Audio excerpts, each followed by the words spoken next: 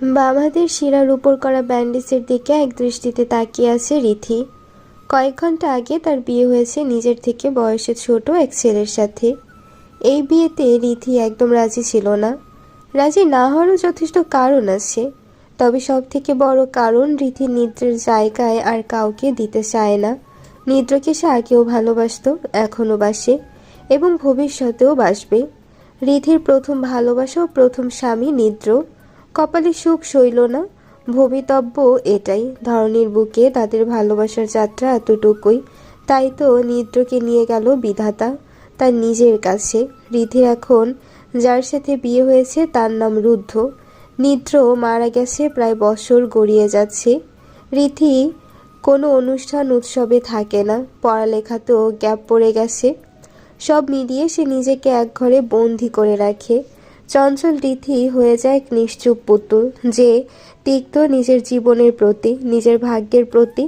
রিথির বাবা মা, দুই বোন, বন্ধু বান্ধব ও অন্যান্য আত্মীয় স্বজনরা যারা ওর ভালো চায় তারা সবাই ওকে সাপোর্ট করে। রিক্ষিয়া রিথি অনার্স তৃতীয় বর্ষে ফার্মেসিতে পড়ে। উজ্জ্বল শ্যামবর্ণের 5 ফিট 6 ইঞ্চি উচ্চতা বিশিষ্ট এক 21 বছরের তরুণী। বাবা মায়ের বড় মেয়ে। রিথির ছোট 2টা বোন আছে। মেজ বোন রিনি ইন্টার পরীক্ষার্থী ও ছোট বোন রিহা 5ম শ্রেণীতে পড়ে। রিথির বাবা মিস্টার বাসার একজন কলেজের প্রফেসর। তিনি এক্স ক্যাডেট। সেই অনুসারে সকল এক্স ক্যাডেট ও তাদের পরিবারকে নিয়ে প্রেজেন্ট ক্যাডেটদের সাথে পুনর্মিলনই হয় 4 বছর বা 2 বছর অন্তর। আজ সকালে রিথির বাবা রিথিকেও রিথির ছোট বোন রিহাকে নিয়ে তার ব্যাচমেটদের একজনের আয়োজন করা এক পার্টিতে যায়। এই পার্টিতে সবার পরিবার আনতে হবে। রিথি মেজ বোন। রিনির যেহেতু এইচএসসি পরীক্ষা আর মার্চ মাস চলছে, তাই রিনি ও তার মা মিসেস রোজি বাড়িতে থেকে যান। রিথির দাদাভাই অসুস্থ, তাই রিথির মা এমনিতেও যেতে পারত না। রিথির কাকি তার ছোট বাচ্চা সামলিয়ে সাথে শ্বশুরের যত্ন একা হাতে করতে পারবে না বিধায় রিথির মা যায় না। রিথির বাবা রিথির এক প্রকার জোর করে নিয়ে যায়। রিথির মা, বাবা, কাকা, কাকি, বাকিরা সবাই মিলে বুঝায়। তারপর রিথি রাজি হয়। নিদ্র মারা যাবার পর থেকে রিথি বাড়ি থেকে বের হয় না একদম। এমনকি ইউনিভার্সিটিতে 6 মাস গ্যাপ পড়ে গেছে। এখন চলতি সেমিস্টারটা সবার সাপোর্টে কন্টিনিউ করছে। গাজীপুরের দিকে একটা রিসোর্টে পার্টি অ্যারেঞ্জ করা হয়েছে। রিসোর্টটা অনেক বড়, রেস্ট করার জন্য রুম আছে। বিথির বাবার 25 জন ফ্রেন্ড এসেছে তাদের পরিবার নিয়ে। বাকিরা দেশের বাহিরে বা কেউ মারা গেছে। রিথি ও রিহা তাদের বাবার বন্ধুদের ও তাদের পরিবারের সাথে সৌজন্য বিনিময় করে রিসোর্টের একটা রুমে যায় রেস্ট করতে। 2 দিন থাকবে, তাই পুরো রিসোর্টটা সবাই মিলে বুক করে ফেলেছে। রিথি ও রিহার সাথে রুম শেয়ারে আরও 3টা মেয়ে আছে। এক্স ক্যাডেটরা একসাথে থাকবে বলে তাদের ওয়াইফরাও একসাথে সব থাকবে, আর বাচ্চারা একসাথে। রিথির রুমের বাকি 3 জন মেয়ে একটু এক্সট্রা মডার্ন। মেয়েগুলোর বয়স 18 হবে। রিথি তো আসতে চায়নি, তার উপর করবে সাজগোজ। বাড়ি থেকে আসার সময় রিনি তার বড় বোনকে সুন্দর করে পরিপাটি করে দিয়েছে। জোর করে হালকা ফাউন্ডেশন, আইলাইনার ও লিপস্টিক দিয়ে দিয়েছে। আর রিহাকে সাজানো লাগে না, পাকনা মেয়ে, নিজেই ভালো সাজতে পারে। জার্নি করে আসার কারণে সবাইকে আধ ঘন্টা বিশ্রাম করে ফ্রেশ হয়ে তারপর গার্ডেন সাইডে আসতে বলেছে। রিথি রিহাকে আগে ফ্রেশ হতে পাঠায়। ওদের আগে ওই 3টা মেয়ে ফ্রেশ হয়ে এখন বসে বসে মেকআপ করছে আর রিথিদের দিকে আর চোখে তাকাচ্ছে। মেয়ে 3টাকে 2 বছর আগে রিথি দেখেছিল, তখন ওই মেয়েগুলো সব কলেজে পড়তো, আর এখন তো ভার্সিটিতে নতুন ভর্তি হয়েছে। রিথি খেয়াল করে মেয়েগুলো ওকে দেখে মিটিমিটি হাসছে। বাড়ি থেকে বের হবার সময় রিথি জার্নি করবে বলে হিজাব পরে এসেছে। এমনিতে রিথি হিজাব মাঝে মাঝে কোথাও যাওয়ার সময় পরে, তাছাড়া পরে না। নিজে নিজে ঠিক করে পড়তেও পারে না। রিহা ফ্রেশ হয়ে বের হলে রিথি যায়। রিহা ও রিনি মিলে রিথির ব্যাগ প্যাক করছে, আর রিহা নিজেই ঠিক করে দেয় যে সন্ধ্যার জন্য কোন ড্রেসটা প্রিফারেবল তার বোনের জন্য। রিধি কালো রঙের জর্জেটের একটা 3 পিস পরে, যেটাতে ফুল বডি কালো সুতার কাজ ও কালো স্টোন বসানো। মাগরিব নামাজের আজান হয়ে গেছে, তাই রিধি একবারে অজু করে বের হয়। আসরের নামাজটা তার মিস হয়ে গেছে, এখন 2 ওয়াক্তের নামাজ একসাথে পড়বে। রিধি সাথে করে আনা জায়নামাজ বিছিয়ে নামাজ পড়তে যাবে, তার আগে মেয়েগুলোকে বলে যাতে ফোনে অন করা মিউজিক অফ করে। রিধির কথা শুনে একটা মেয়ে অফ করতে নেয়, তখন আর একটা মেয়ে, যে কিনা একটু বেশি মডার্ন, সে বলে, হে ইউ, এখানে তুমি একা থাকছো না যে নিজের ইচ্ছে মতো যা চাইবে তা পাবে? রুম শেয়ারে থাকছো তো যেমন আছে তেমন মেনে নাও। নামাজ পড়ছো ভালো কথা, পড়ো। আমাদের কেন ডিস্টার্ব করছো? নিজের স্বামীকে তো ধরে রাখতে পারলে না, এখন এসেছে নামাজ পড়তে।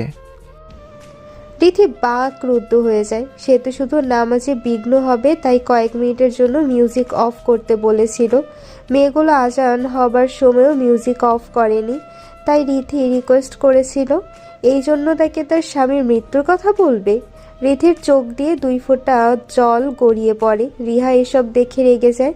রেগে রিহা বলে, এই, তোমাদেরকে আমার আপু কি এমন বলেছে যে তোমরা আমার আপুকে কাঁদাও? নামাজের সময় যে গান বাজনা শুনে না, তারা কি জানো না? আমি এত ছোট তাও জানি, তোমরা জানো না? রিহার কথা ওই মেয়েটা রেগে যায়। ওদের মধ্যে একজন ওই মেয়েটাকে শান্ত হতে বলছে আর আরেকজন উস্কে দিচ্ছে। ওই মেয়েটার নাম সানভি, আর সানভিকে শান্ত হতে বলছে মালিহা, আর সানভিকে উস্কে দিচ্ছে সারিকা। সানভি রিহার দিকে আঙ্গুল তুলে বলে, হে লিটল গার্ল, কিপ ইউর মাইথ শাট। তোমরা তোমাদের মতো থাকো, আমাদেরকে বাধা দেবার ট্রাই করবে না। নিজের বাড়ি পাও নিজের, সব কিছুতে নিজের মতো চলতে হবে।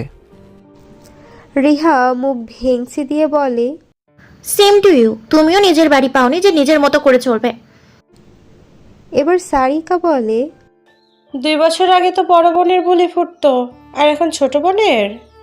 বড় বোনটা তো একেবারে নিজের হাজবেন্ডকে শেষ করে ক্ষান্ত হয়েছে, এই পিচ্চিটার কথা ফুটেছে এখন। সানভি ও সারিকাকে থামাতে মালিহা বলে, উফ সানু আর রেখা, প্লিজ ঝগড়া বন্ধ কর। এই আপু তো কয়েক মিনিটের জন্য অফ করতে বলেছে, নাথিং এলস। অফ না করে হেডফোন লাগিয়েও তো শুনতে পাবি আমরা। রিহা আবার কিছু বলতে নেবে তার আগেই রিধি চোখ রাঙিয়ে মানা করে দেয়। রিহা সবসময় তার বড় বোনকে ভয় পায়, কারণ ওর বড় বোন প্রচণ্ড রাগী। কিন্তু ওর দুলাভাই নিদ্র মারা যাবার পর থেকে ওর বড় বোনটা একদম নিশ্চুপ নীরবতায় নিজেকে আচ্ছাদিত করে ফেলেছে। কারোর সাথে রাগ দেখায় না, কথা বলতে চায় না, পারত পক্ষে সবাইকে এড়িয়ে চলে। তাই রিহাকে যখন রিধি চোখ রাঙালো তখন রিহা ভয় পায়নি, বরং অনেকটা খুশি হয়েছে। রিহা অনেকদিন পর তার বোনের চোখ রাঙানি দেখেছে। যে বোন তাকে কোনো ভুল করলে সেটা না শুধরানো পর্যন্ত রাগ ছাড়া থামাতো না, সেই বোনের নিশ্চবতা রিহাকে কষ্ট দেয় অনেক। মালিহার অনেক বোঝানোতে সানভি ও সারিকা নিজেদের কানে হেডফোন লাগিয়ে নিজেদের মেকআপ করতে থাকে, আর রিধি নামাজ পড়ে নেয়। নন অ্যালকোহলিক ওয়াইনের গ্লাস হাতে দাঁড়িয়ে আছে রুদ্ধ। রুদ্ধ তার বয়সী বা তার থেকে ছোট তার বাবার বন্ধুর ছেলেদের সাথে কথা বলছে, কিন্তু রুদ্ধের চোখ এখন এক হরেক রকমের আলোক সজ্জিত সন্ধ্যায় এক রঙহীন রমণীর দিকে। রমণীটিকে কালোতে দারুণ মানিয়েছে এই ঝলমলে সন্ধ্যায়। অপরদিকে রিধির নিজেকে বেমানান লাগছে। এত রং বেরঙের আলোকসজ্জা, ফ্লাওয়ারের সাজে সজ্জিত পরিবেশ, যাকে ঘিরে নিজেকে সাজিয়েছিল সেই তো সব রং নিয়ে চলে গেল। রিহা জোর করে ওকে হিজাব ছাড়া এখানে এনেছে। রিধি যেটুকু পারে সেটুকু চেষ্টা করছিল, কিন্তু সুন্দর হচ্ছিল না। রিহা তার বোনকে জোর করে নিয়ে এসেছে চুলগুলোকে একেবারে খোলা রেখে দিয়ে। আসলে সানভিদের কথাতে রিহার রাগ হয়েছে। সানভিরা যেভাবে রিধিকে বলছিল সেটা শুনে রিহা ওদের দেখিয়ে দিতে চায় যে তার বোনও কম সুন্দরী না। রিহা নিজে কষ্ট করে রিধিকে একদম নর্মাল ও ফ্রেশভাবে সাজিয়েছে। রিধি মানা করেছিল কিন্তু শোনেনি। রিধিকে কালো 3 পিসের সাথে হোয়াইট স্টোনের একটা রিং ব্রেসলেট পরিয়ে কালো নেটের ওড়নাটা সামনে সুন্দর করে ছড়িয়ে দিয়ে একপাশের ওড়না মাথায় টেনে দেয় আলতো করে। তারপর মাথার চুলে কালো পিন ও ওড়নাতে হিজাব পিন দিয়ে সিকিউর করে দেয়। ঠোঁটে বেবি পিঙ্ক লিপস্টিক, চোখে পাতার উপরে আইলাইনার। সব সাজ কমপ্লিট করে রিহা তার বোনের দিকে তাকায়। ওর কাছে ওর বোনকে পাকিস্তানি নায়িকাদের মতো লাগছে। রিথি অরেঞ্জ জুস হাতে চারপাশ দেখছে। রিহা তার বাবার কাছে গেছে। হঠাৎ রুদ্ধ রিথির সামনে এসে দাঁড়ায় আর হাত বাড়িয়ে দিয়ে বলে, Hi, myself Rudra Sheikh. What's your name, beautiful lady? আচমকা কারো এভাবে এসে কথা বলাতে রিথি কিছুটা ঘাবড়ে যায়। তারপর বলে, ইটস রিখিয়া রিথি। আমি Rikhiya Rithi. Wow, nice name. Why are you standing here alone? No, my sister was with me, but she went to my father a while ago. না, আসলে আমার বোন আমার সাথে ছিল। কিছুক্ষণ আগে সে আমার বাবার কাছে গেছে। Oh, okay. Would you like some wine? No no, not needed, thank you. না, তার দরকার নেই, ধন্যবাদ। রিথি সেখান থেকে সরে আসে। রুদ্ধ বাঁকা হাসে। তারপর বলে, She's incredible. Her talking style is just wow, impressive. I like it. Rithi যাবার পর সানভি ও তার বান্ধবীরা আসে। আর এসে সানভি রুদ্ধের হাত ধরে বলে, Baby, do you know how much I miss you? রুদ্ধর বিরক্ত লাগে। এই সমস্ত মেয়ে তার পছন্দ না। সে হাত ঝাড়া দিয়ে সারিয়ে বলে, Don't cross your limit. নলে আমি ভুলে যাব তুমি আমার বাবার বন্ধুর মেয়ে। রুদ্ধ সেখান থেকে চলে আসে আর সানভি ফুঁসতে থাকে। রুদ্ধ যে ইউনিভার্সিটিতে পড়াশোনা করে সানভিও সেখানেই পড়ে। সানভি নর্থ সাউথ ইউনিভার্সিটিতে সবে ফ্রেশার স্টুডেন্ট আর রুদ্ধ সেকেন্ড ইয়ারে উঠেছে। রুদ্ধ শেখ বাবা মায়ের এক ছেলে ও ছোট একটা বোন আছে। রুদ্ধর বয়স আর 1 মাস পর 21 হবে। রুদ্ধের বাবা একজন আর্মি অফিসার, ফর্সা, 5 ফিট 11 ইঞ্চি উচ্চতা বিশিষ্ট এক সুদর্শন যুবক। নর্থ সাউথ ইউনিভার্সিটিতে ট্রপোলিতে সেকেন্ড ইয়ারে পড়ে। সানভির আগে ফুসফুস করতে করতে বলে, আমার সাথে রুডলি কথা বলে, কিন্তু ওই বিধবা রিথির সাথে হেসে কথা বলে। আমি তোমাকে দেখে নেব রিথি। নিজেকে খুব ভদ্র প্রমাণ করো, তাই না? Just wait and watch. সারিকাও সানভির সাথে তাল মিলায়। মালিয়া সানভির রাগ কমানোর চেষ্টা করছে কিন্তু পারছে না। রিথি তার বাবা ও বোনের কাছে যায়।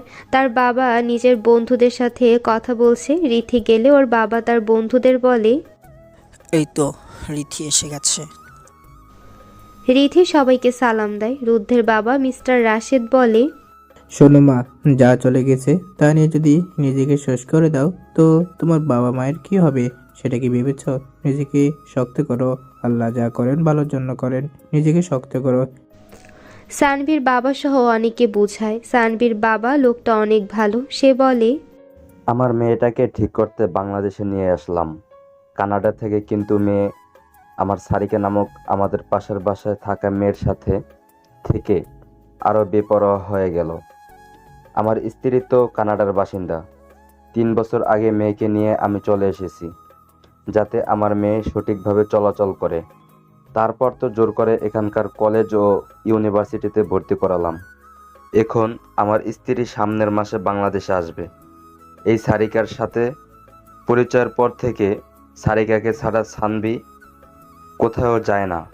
মাসুদের মেয়ে মালিহার সাথে একসাথে ভর্তি করলাম যাতে মালিহা আমার মেয়েটাকে সৎসঙ্গে নিয়ে আসে। মিস্টার মাহমুদ সানভির বাবার কাঁধে হাত রাখে। সবাই তাকে বুঝায় যে একদিন সানভি ঠিক হবেই। তখন সেখানে রুদ্ধ আসে। মিস্টার রাশেদ বলে, এই তো আমার ছেলে রুদ্র। রুদ্ধ সবার সাথে সৌজন্য প্রদান করে মিস্টার রাশেদ বলে, রুদ্র, তুমি কি তোমার বাসার আঙ্কেলের মেয়ে রিধির সাথে পরিচিত হয়েছ? হ্যাঁ বাবা, মিস রিধি অনেক কম কথা বলে, আমি যে বলছিলাম। রুদ্ধ রিথিকে মিস বলাতে রিথির খারাপ লাগে। তাই রিথি বলে, মিস না, মিসেস হবে। আমি বিবাহিতা মিস্টার রুদ্ধ। রুদ্ধ বাঁকা হেসে বলে, উপস, মাই মিস্টেক। আসলে আপনাকে দেখে মনে হয় না আপনি বিবাহিতা, আর আপনি যথেষ্ট পিচ্ছি দেখতে। রিথির রাগ লাগছে এখন। এক অচেনা ছেলে ওকে পিচ্চি বলছে, যা ওর বিরক্ত লাগছে। পরক্ষণে রিথির মনে প্রশ্ন জাগে যে সে এতগুলো মাস পর আজ আবার কারোর প্রতি বিরক্তিতে জবাব দিচ্ছে। কই, সানভিদের সাথে ঝামেলার সময়ও তো ওর এত রাগ লাগেনি। তাহলে মিস্টার বাসার মেয়ের আগের মতো কথা বলার একটু ঝলক দেখে খুশি হন। মিস্টার রাশে তার বন্ধুর কাঁধে হাত রেখে ভরসা স্বরূপ। রিথি আর কথা বাড়ায় না, সে তার বাবাকে বলে রুমে চলে যায়। আধ ঘন্টা পর রাতের খাবার তখন আসবে। রিথি চলে গেলে মিস্টার রাশেদ বলে, বলছিলাম না বন্ধু যে আমার ছেলেই পারবে তোর মেয়েকে আগের মতো করতে। মিস্টার বাসার চোখের কোণের অশ্রুকণা মুছে ফেলে। মিস্টার বাসারের বাকি বন্ধুরাও খুশি হয় অনেক। আর রুদ্ধ রিথির যাওয়ার দিকে তাকিয়ে মুচকি হেসে ওয়াইনের গ্লাসে চুমুক দেয়। এদিকে সানভীর খুব বিরক্ত লাগছে রিথির সাথে ওর বাবার এত সুন্দর করে কথা বলা ও রুদ্ধের এত দুষ্টুমিপূর্ণ কথা রিথির সাথে। রাগে যে হাতের ড্রিঙ্কসের গ্লাসটা ফ্লোরে আছড়ে ফেলে। সানভীর বাবাসহ বাকিরা শব্দ পেয়ে তাকায় সেদিকে। সানভীর বাবা নিজের মেয়ের কাছে এসে বলে, কি হয়েছে মামনি, গ্লাসটা ফেললে কেন?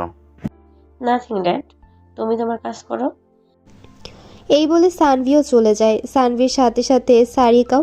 মালিহা সানভির বাবাকে ইশারায় সে দেখছে বলে সানভির পিছে যায়।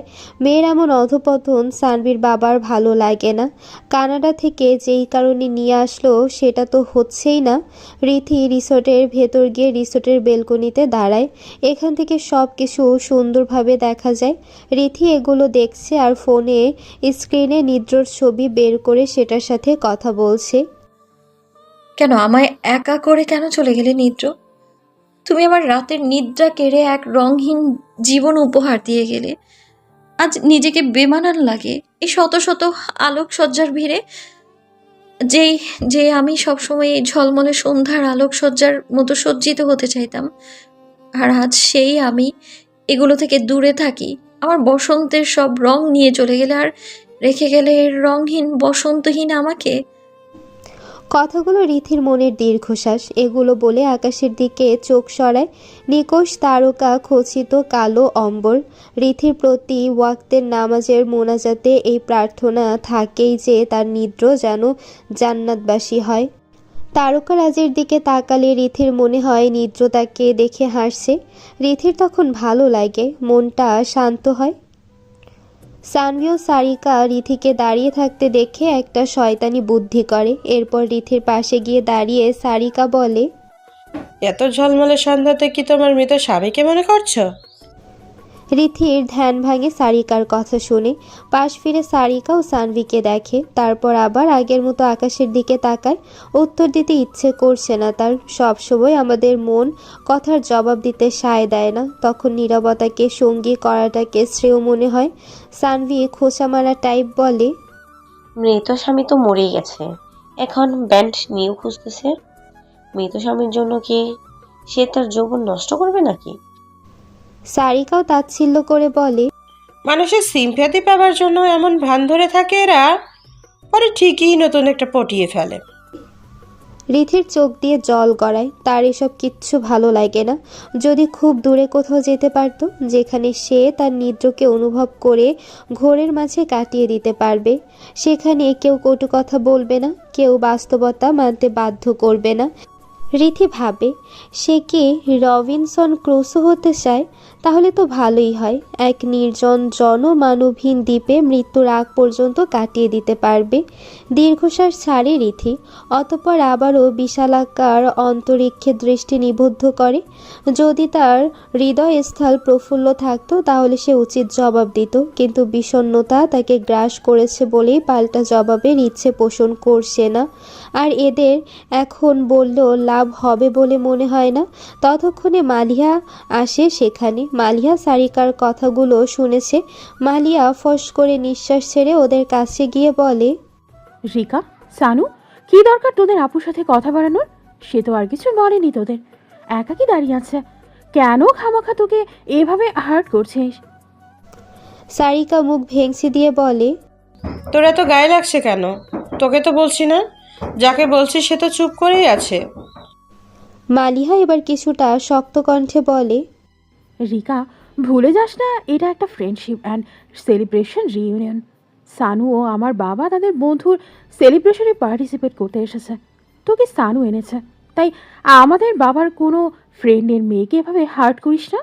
আর সানু, তোকেও বলছি, নিজের বাবার সম্মানের দিকটা একটু ভাব। আঙ্কেলের কতটা খারাপ লাগবে সেটা ভাব।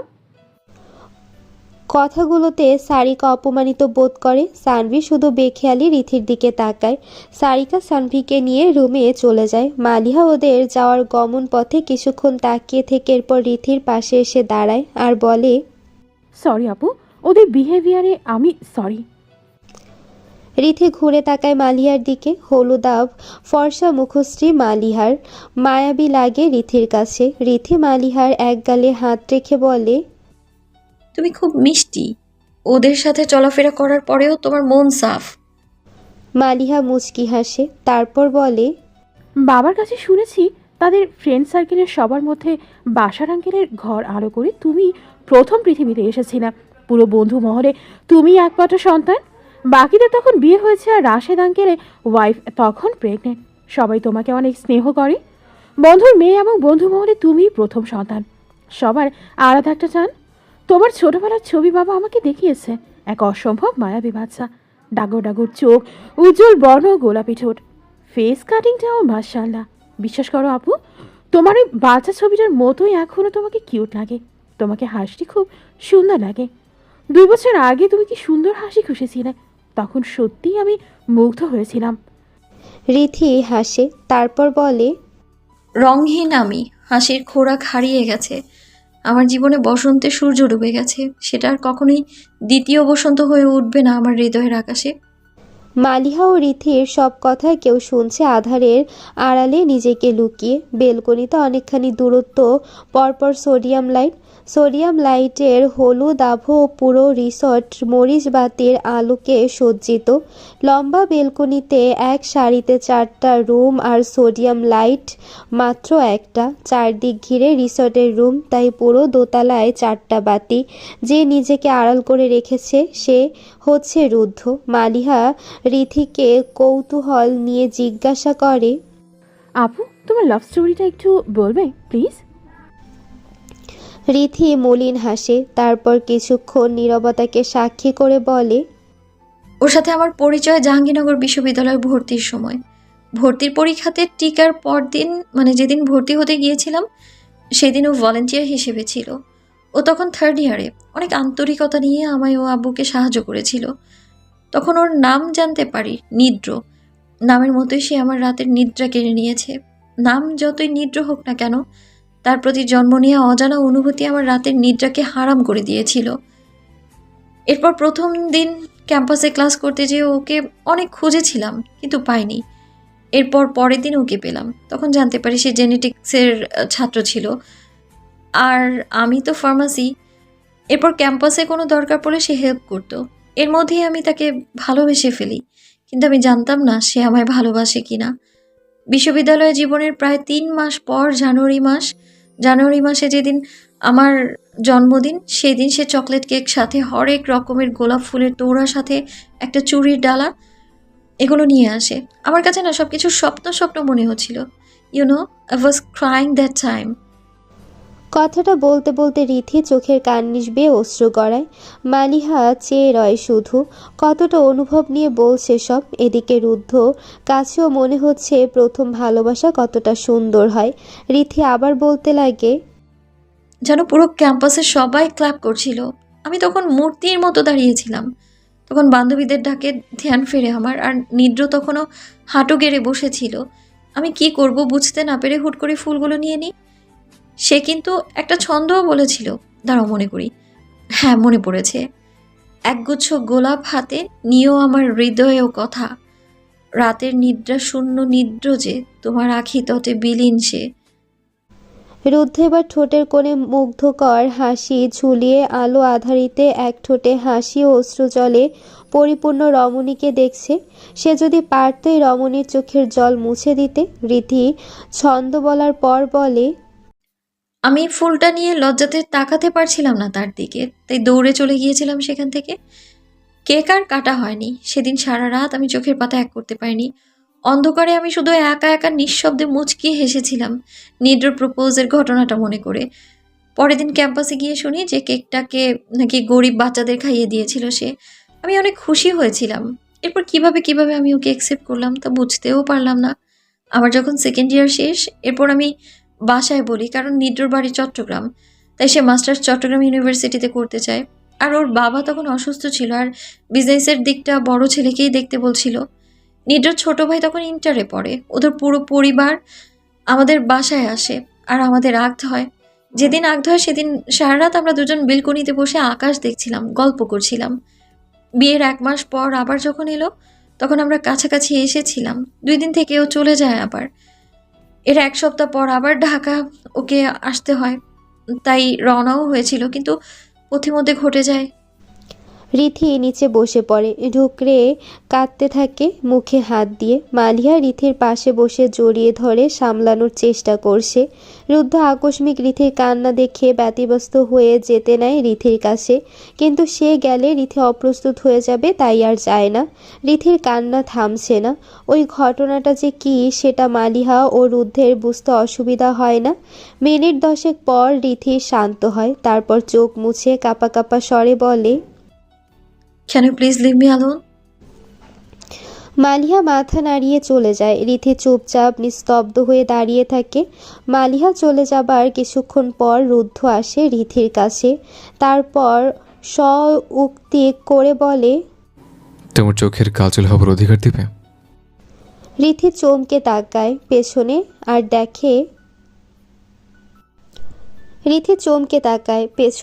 আর দেখে রুদ্ধ হাতে একটা কালো গোলাপ নিয়ে দাঁড়িয়ে আছে।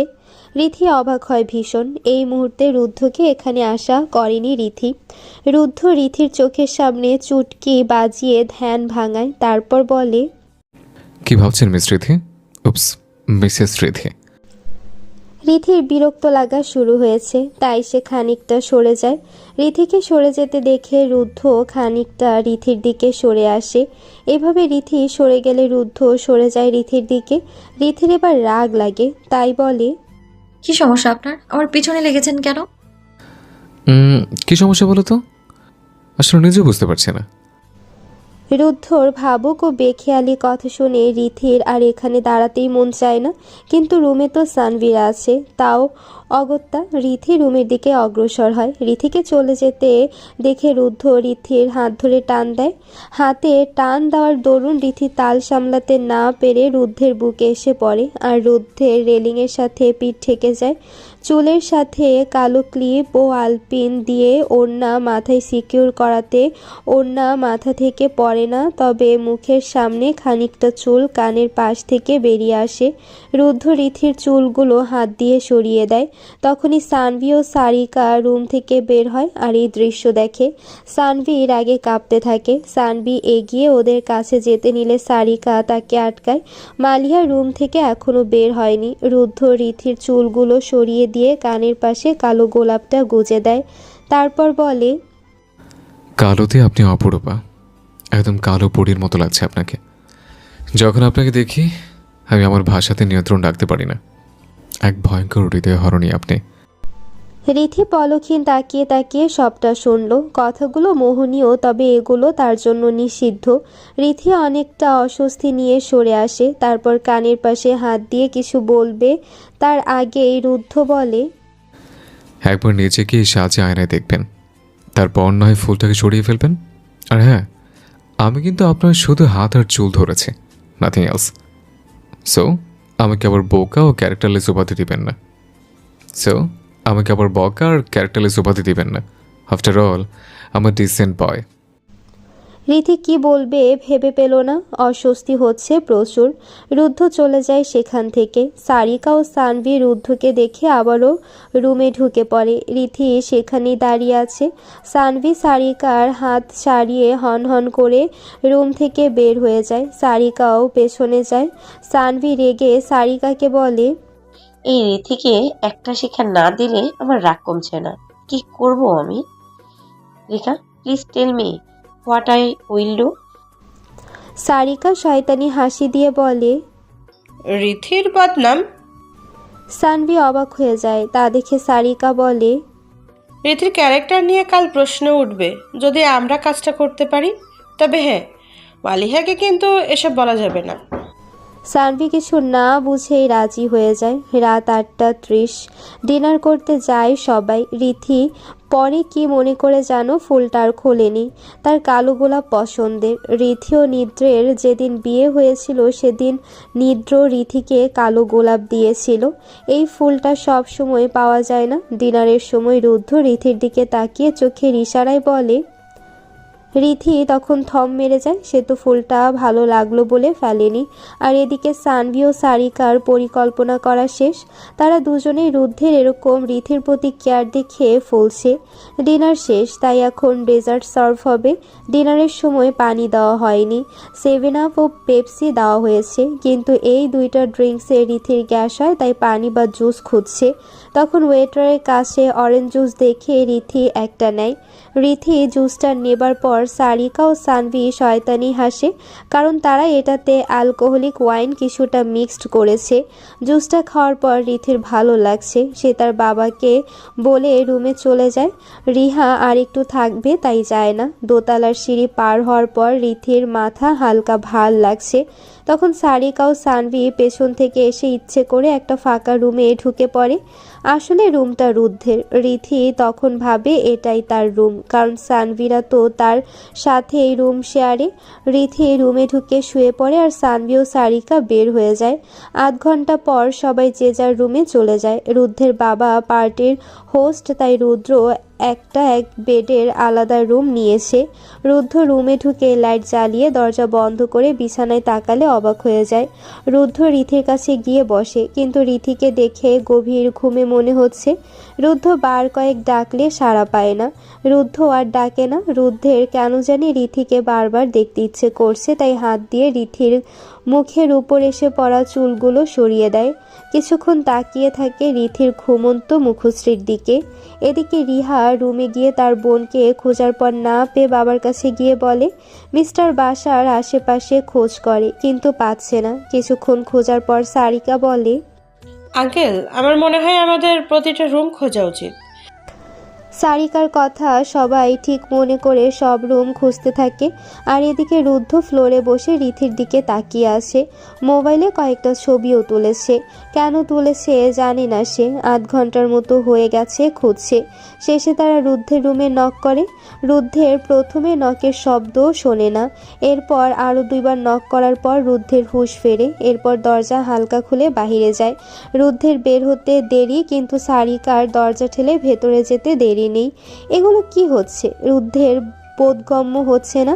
সারিকা ভেতরে ঢুকে চিল্লিয়ে সবাইকে ডাকে। সবাই ভেতরে এসে রীতিকে ঘুমন্ত অবস্থায় দেখে স্বস্তি পায়, কিন্তু সারিকার একটা কথায় থমকে যায়। সারিকা বলে, এই মেয়ে রুদ্ধের রুমে কি করে?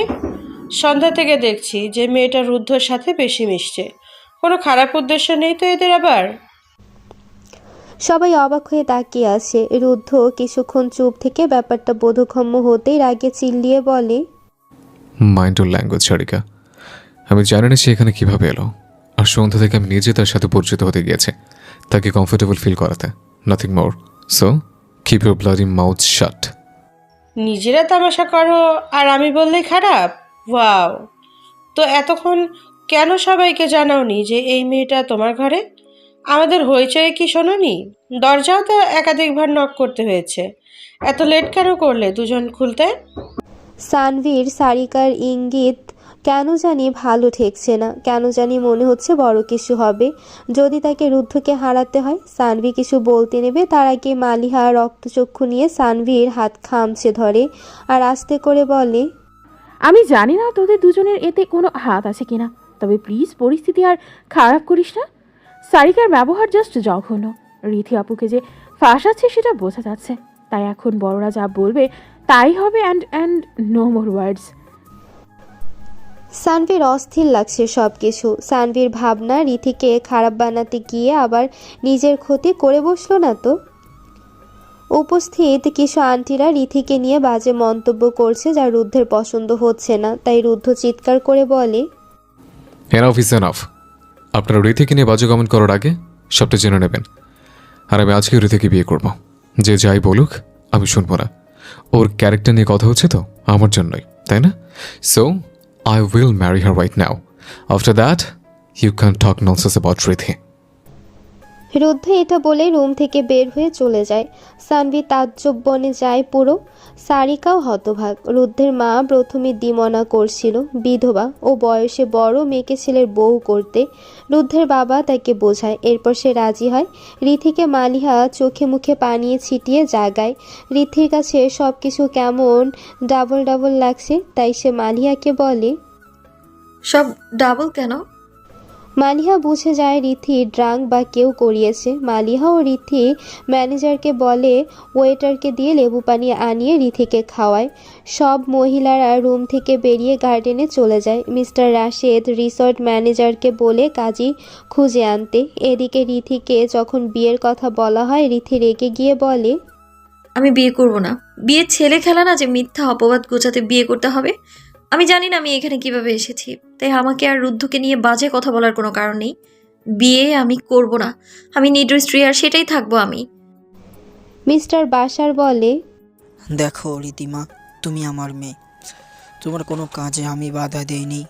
নিদুরর সাথে বিয়ে করতে চেয়েছো, রাজি হয়েছে, কিন্তু আল্লাহ যদি তোকে তোমার সাথে ক্ষণিকের জন্য পাঠায়, তাহলে কি তোমার জীবন থেমে যাবে? তোমার কোনো ছেলে মেয়েও নেই, তাই তুমি বুঝতে পারছো না। কম বয়সী বিধবা মেয়েকে বাবা কার আশায় রেখে যাবে বলো? তোমাকে আমি এখনই বিয়ে দিতাম না, কিন্তু পরিস্থিতি তাই এমন। একদিন তো বিয়ে দিয়ে দিতাম তোমার। সেটা যদি আজকে হয়তো ক্ষতি কি? রুদ্রকে আমি চিনি, সে আমাকে তোমার কথা শুনে বলেছিল যেন তোমাকে এখানে নিয়ে আসি। সে তোমাকে আগের মতো করবে বলেছে। এক বাবার কাছে এটা অনেক বড় আশ্বাস। নিদুরর যদি ফিরে আসার এতটুকু চান্স থাকতো, তবে আমি তোমাকে বলতাম না বিয়ে করতে। কিন্তু মা, নিদুর আর ফিরবি না। মিস্টার বাশারের কথায় রিথির চোখ দিয়ে জল গড়ালেও সে বলে, প্লিজ আব্বু, আমি চাই না বিয়ে করতে। আমি ভালো আছি নিদ্রের স্মৃতি নিয়ে। আমার জীবনে নিদ্রই প্রথম আর শেষ বসন্ত। দ্বিতীয় বসন্ত আসবে না কোনোদিন। আমার জন্য আমি কারো জীবন নষ্ট করতে চাই না। মিস্টার রাশেদ এবার রুমের ভেতরে আসেন। সে দরজার বাহির থেকে শুনছিলেন সব। সে এসে রিথির পাশে বসে। রিথির মাথায় হাত রেখে বলে, দেখো মা, আমি চাই আমার ছেলেকে জীবনসঙ্গিনী ভালো মনের হোক। তুমি খুব ভালো মনের মেয়ে। আর ছেলে আমার তোমার বিয়ে করতে চাই। আমার ছেলে জোকের বসে সিদ্ধান্ত নেয় না, সে তোমাকে প্রোটেক্ট করতে চায়। তোমার কথা শুনে সে নিজ থেকে বলেছে সে তোমাকে নর্মাল লাইফ দিতে চায়। আমার ছেলে ফাজলামি করলেও তাকে আমি আর্মির অনুশাসনে বড় করেছি। তুমি মানা করো না প্লিজ। অতীত বলতে না পারলে সেটাকে মনের মধ্যে বন্দি করে রাখতে হয়, না হলে সামনে এগোতে পারবে না। রিথি তাকেও বোঝানোর চেষ্টা করছে, কিন্তু কাউকে বোঝাতে পারছে না। ওরাও রিথিকে রাজি করাতে পারছে না। কিছুক্ষণ পর রুদ্ধ আসে আর বলে, আপনারা একটু বাইরে যাবেন, আমি একটু কথা বলবো। সবাই না চাওয়া সত্ত্বেও বাহিরে যায়। রুদ্ধ দরজা লাগিয়ে চেয়ার টেনে বসে। রিথি রুদ্ধের দিকে ভ্রু কুঁচকে তাকিয়ে আছে। রুদ্ধ ভনিতা না করে বলে, আমাকে বিয়ে করতে কি সমস্যা? আমি কি খারাপ দেখতে, নাকি আমার কোনো সমস্যা আছে? রিথি কাট গলায় বলে, আমি দ্বিতীয়বার বিয়ে করতে চাই না, তাই আপনি দেখতে কেমন বা সমস্যা আছে কি না তা আমার জানার দরকার নেই। রুদ্ধ হাত উঁচু করে বলে, ওয়েল, করো না বিয়ে, কিন্তু তুমি কি জানো তোমাকে খারাপ বানানো এসব একটা চক্রান্ত। রিথি অবাক হয়ে তাকায়। রুদ্ধ তা দেখে বলে, সানভীরা করেছে এটা, এবং আমাদের বাবুদের সব ফ্রেন্ডদের ওয়াইফরা তোমাকে নিয়ে বাজে কটূক্তি করছে কিছুটা। আঙ্কেলকে আমি কাঁদতে দেখেছি জানো। রিয়াকে জড়িয়ে সে নিঃশব্দে চোখের জল ফেলছে। সে জানে তুমি নির্দোষ, তবে প্রমাণ নেই। সিসিটিভি প্রমাণটাও নেই, কারণ 2 দিনের জন্য রিসোর্ট বাবু রিকোয়েস্ট করেছিল সিসিটিভি অফ রাখতে ফর আওয়ার ফ্রিডম, কিন্তু এটা দিয়ে যে কাল হয়ে দাঁড়ালো। আর সানভীরা কিন্তু তোমার লিপস্টিক পর্যন্ত ঘেটে দিয়েছে। আয়নায় দেখো। রিথি জলদি করে উঠে আয়নায় দেখে সত্যি তার লিপস্টিক ছড়িয়ে গেছে। রুদ্ধ পেছন থেকে বলে, এখন মুখে যতই বলো কোনো প্রুফ ছাড়া কেউ বিশ্বাস করবে না। আর তুমি ইনটক্সিসাইড ছিলে, সেটাও যে কেউ করিয়েছে তার প্রমাণ নেই। আমি জানলাম কিভাবে? মালিহা আমাকে তার সন্ধ্যার কথা জানিয়েছে। নাও ডিসিশন ইজ ইয়ার্স। তোমার বাবার কিন্তু এমনিতে অনেক লজ্জাজনক পরিস্থিতিতে পড়তে হয়েছে। তুমি নিদ্রকে ভালোবাসো, এতে আমার কোনো প্রবলেম নেই। নিদ্র দুনিয়াতে নেই, তাই আমারও ভয় থাকবে না যে বউ আমার পালিয়ে যাবে। তোমার প্রথম ভালোবাসার স্বামী সে, তাই তার প্রতি ভালোবাসা থাকবেই, বরং না থাকলে সেটা প্রশ্নযোগ্য। ভেবে সিদ্ধান্ত নাও, আর আমার জীবন নষ্ট হবে কি না সেটা আমার উপর ছেড়ে দাও। রুদ্ধ রুম থেকে চলে গিয়ে ওদের বাবাদেরকে যেতে বলে ভেতরে। রিথি নির্বাক হয়ে বসে আছে। সে সত্যি চায় না কেউ নিদ্রর জায়গা নিয়ে ওর জীবনে। পরে নিদ্র যদি ওর স্বপ্নে আর না আসে, প্রতিদিন সে স্বপ্নে রিথি নিদ্রকে দেখে। সাইকোলজি বলে, আমরা যা নিয়ে বেশি চিন্তা করি বা পুরনো কোনো ঘটনার, সেটাই রিফ্লেকশন হয়ে আমাদের ঘুমের সময় দেখি। আমাদের অবচেতন মনের ভাবনাকে অনেক সময় স্বপ্নের মধ্যে বাস্তব আকারে দেখি। মিস্টার বাশার তার মেয়ের দিকে তাকায়, রিথিও তার বাবার দিকে তাকায়। রিথি ভাবে, এই মানুষটা আমাকে ভুল শুধরে সবসময় ভালো কাজ করতে ইন্সপিরেশন দিয়েছে। নিদ্র মারা যাবার পর থেকে আমার মুখে হাসি দেখার জন্য কত কিছু করেছে বা করতে চেয়েছে, কিন্তু আমার মৌনতার কারণে সে দমে যেত।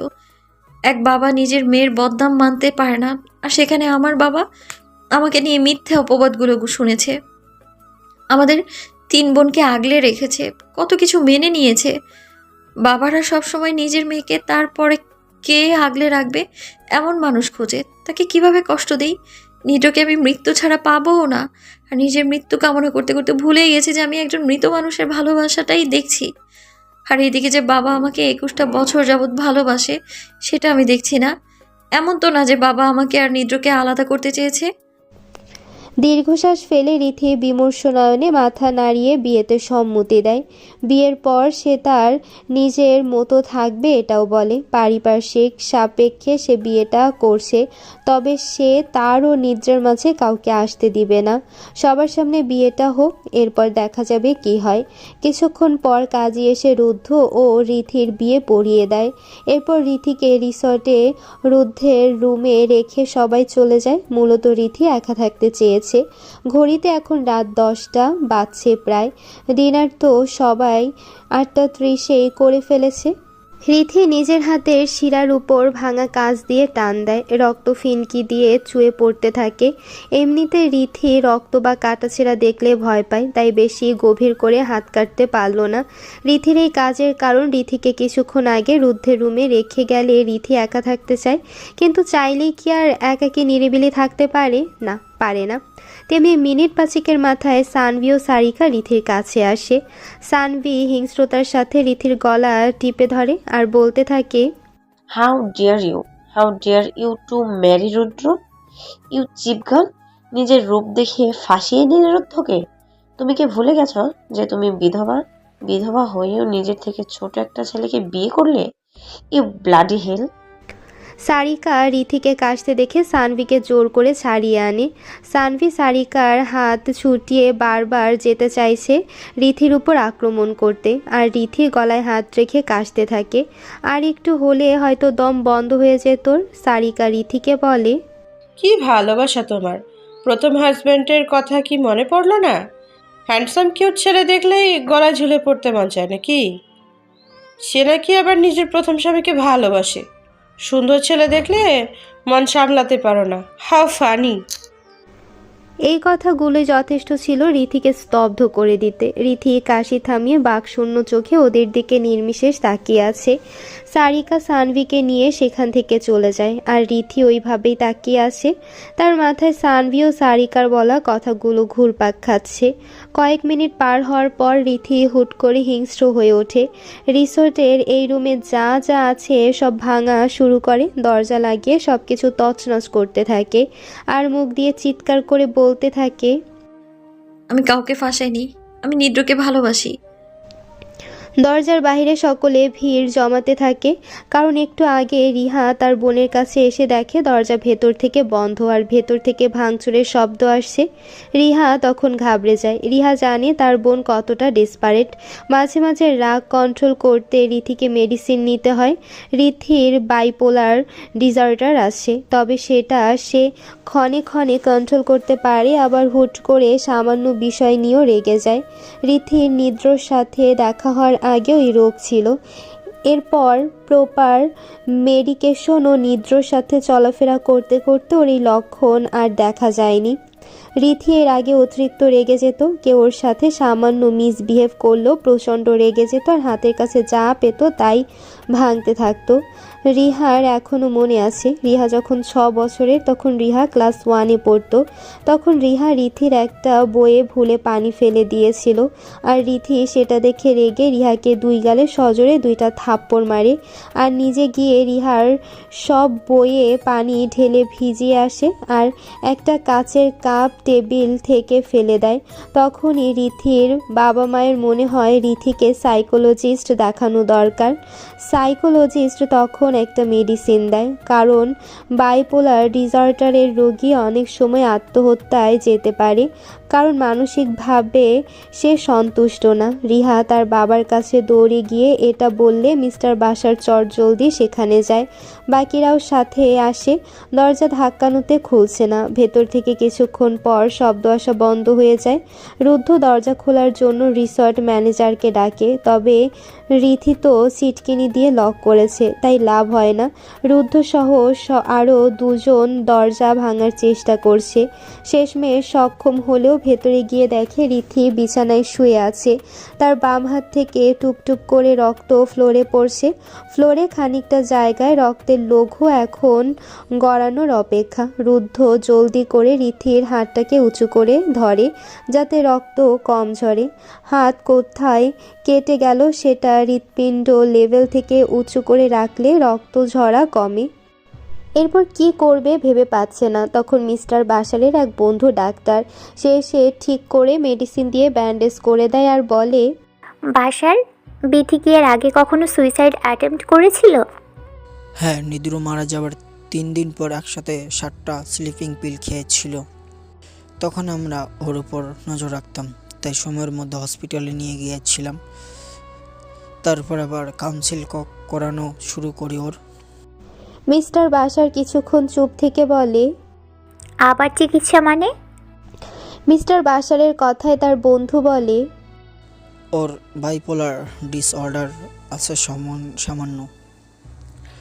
ওর বাইপোলার ডিসঅর্ডার আছে সামান্য। নিদ্রার সাথে দেখা হওয়ার আগে এটা আমরা জানতে পারি। তারপর মেডিসিন তো রাগ অতিরিক্ত, তাই সাইকোলজিস্ট দেখাই। মিস্টার বাসারের বন্ধু বলে, রাগ সবার আছে, তবে অতিরিক্ত হলে সেটা মানসিক অবসাদের কারণ হয়। যাই হোক, ওর মেডিসিনগুলো কি এনেছিস? মিস্টার বাসার মাথা নাড়ায়, মানে সে আনেনি। তা দেখে তার বন্ধু রুদ্ধকে বলে, রুদ্ধ, বাসারে থেকে মেডিসিনের নাম জেনে তারপর মেডিসিনটা এনে ওকে খাইয়ে দাও। আমি রিথিকে লো ডোজের ঘুমের ইঞ্জেকশন দিয়েছি। আমার কাছে এটাই ছিল। 3 ঘন্টার মতো ঘুমোবে রিথি। এখন তো রাত 10:30টার বেশি বাজে। রাত 1:30 বা 2টার মধ্যেই ঘুম ভাঙবে। তখন রিহাকে দিয়ে রিথিকে মেডিসিন খাইয়ে দিবে। তুমি কিন্তু ওর সামনে আসবে না কালকে সকালের আগে। রুদ্ধ সাই দিয়ে মিস্টার বাসারের কাছ থেকে মেডিসিনের নাম নিয়ে সেটা কিনে আনে। রাত 2টায় রিথি ঘুম থেকে সজাগ হয়। তারপর উঠে বসতে নিলে বাম হাত দিয়ে বিছানায় ঠেকা দিলে হঠাৎ অসহনীয় ব্যথা অনুভব হয়। তখন বাম হাতটাকে সামনে এনে দেখে সেখানে ব্যান্ডেজ করা আর টানা লাগায় রক্ত উঠেছে খানিকটা। রিথির পাশে রিহা ঘুমিয়েছিল। রিথির আচমক শব্দে রিহা ধরফরিয়ে উঠে যায়। তারপর হন্তদন্ত হয়ে বলে, কি হয়েছে আপু, দেখি দেখি। রিহা রিথির হাতটাকে নিজের কাছে নিয়ে রক্ত দেখে ঘাবড়ে যায়। এমনিতে রিথির হাত থেকে রক্ত পড়ার দৃশ্য দেখে প্রচণ্ড ভয় পেয়েছিল। রিহা বিছানা থেকে জলদি করে উঠে কাউকে ডাকবে বলে, কিন্তু রিথি ওর হাত ধরে আটকিয়ে বলে, কাউকে ডাকিস না, এটা কিছু না। রিহা শান্ত হতে পারে না। ক্লাস 5-এ পড়া মেয়ে, আর কতটুকু বোঝে। রিহার মনে পড়ে মেডিসিনের নাম, তাই সে মেডিসিনটা নিয়ে রিথিকে বলে, এটা খাও, তোমাকে খেতে বলেছে এটা ডক্টর। রিথি ভ্রুকুটি করে বলে, কিসের এটা? রিহা ভাবলিসীনভাবে বলে, রাগ কমানোর। তোমাকে যে এর আগে খেতে হতো সেটা, এটা খেয়ে রাগ কমাও। রাগ কম রাখবা, বুঝাছো? তোমার রাগ আমি খুব ভয় পাই। আমার মতো বাচ্চার প্রতি কি একটু মা হয় না তোমার? রিথি হেসে ফেলে, তারপর রিহার হাত থেকে মেডিসিনটা নিয়ে খায় আর বলে, কিছু রাগ দমানো যায় না। ও সময় পরিস্থিতি এমন থাকে যে আমরা অন্য কিছু ভাবতে পারি না, তখন যেটা করলে মন শান্ত হবে সেটাই করে ফেলি। রিহা তার বোনকে জড়িয়ে ধরে বলে, আমাদের কথা একটু ভাবো আপু, আমি তোমাকে অনেক অনেক ভালোবাসি। তুমি এমন করলে আমার কষ্ট হয়। তখন রক্ত দেখে আমি ভয়ে কান্না করেছিলাম, জানো? রিথি নিজের বোনকে আগলে নেয় আদরের সাথে। এদিকে দরজার ফাঁক দিয়ে একজোড়া তৃষ্ণার্ত চোখ তার বসন্ত রানীর দিকে মুগ্ধ দৃষ্টিতে তাকিয়ে আছে। তৃষ্ণার্ত চোখের অধিকারীকে যে এখন আড়ালেই থাকতে হবে, না হলে তার বসন্ত রানী যদি আবার নিজের ক্ষতি করে বসে। সকাল হলে সবাই ব্রেকফাস্ট করতে গার্ডেনে জড়ো হয়। রিথি রিহাকে নিয়ে যায়, সবাই ব্রেকফাস্ট করছে। সানভি নাইফ দিয়ে রিথির দিকে তীক্ষ্ণ চোখে তাকিয়ে আপেল কেটে খাচ্ছে।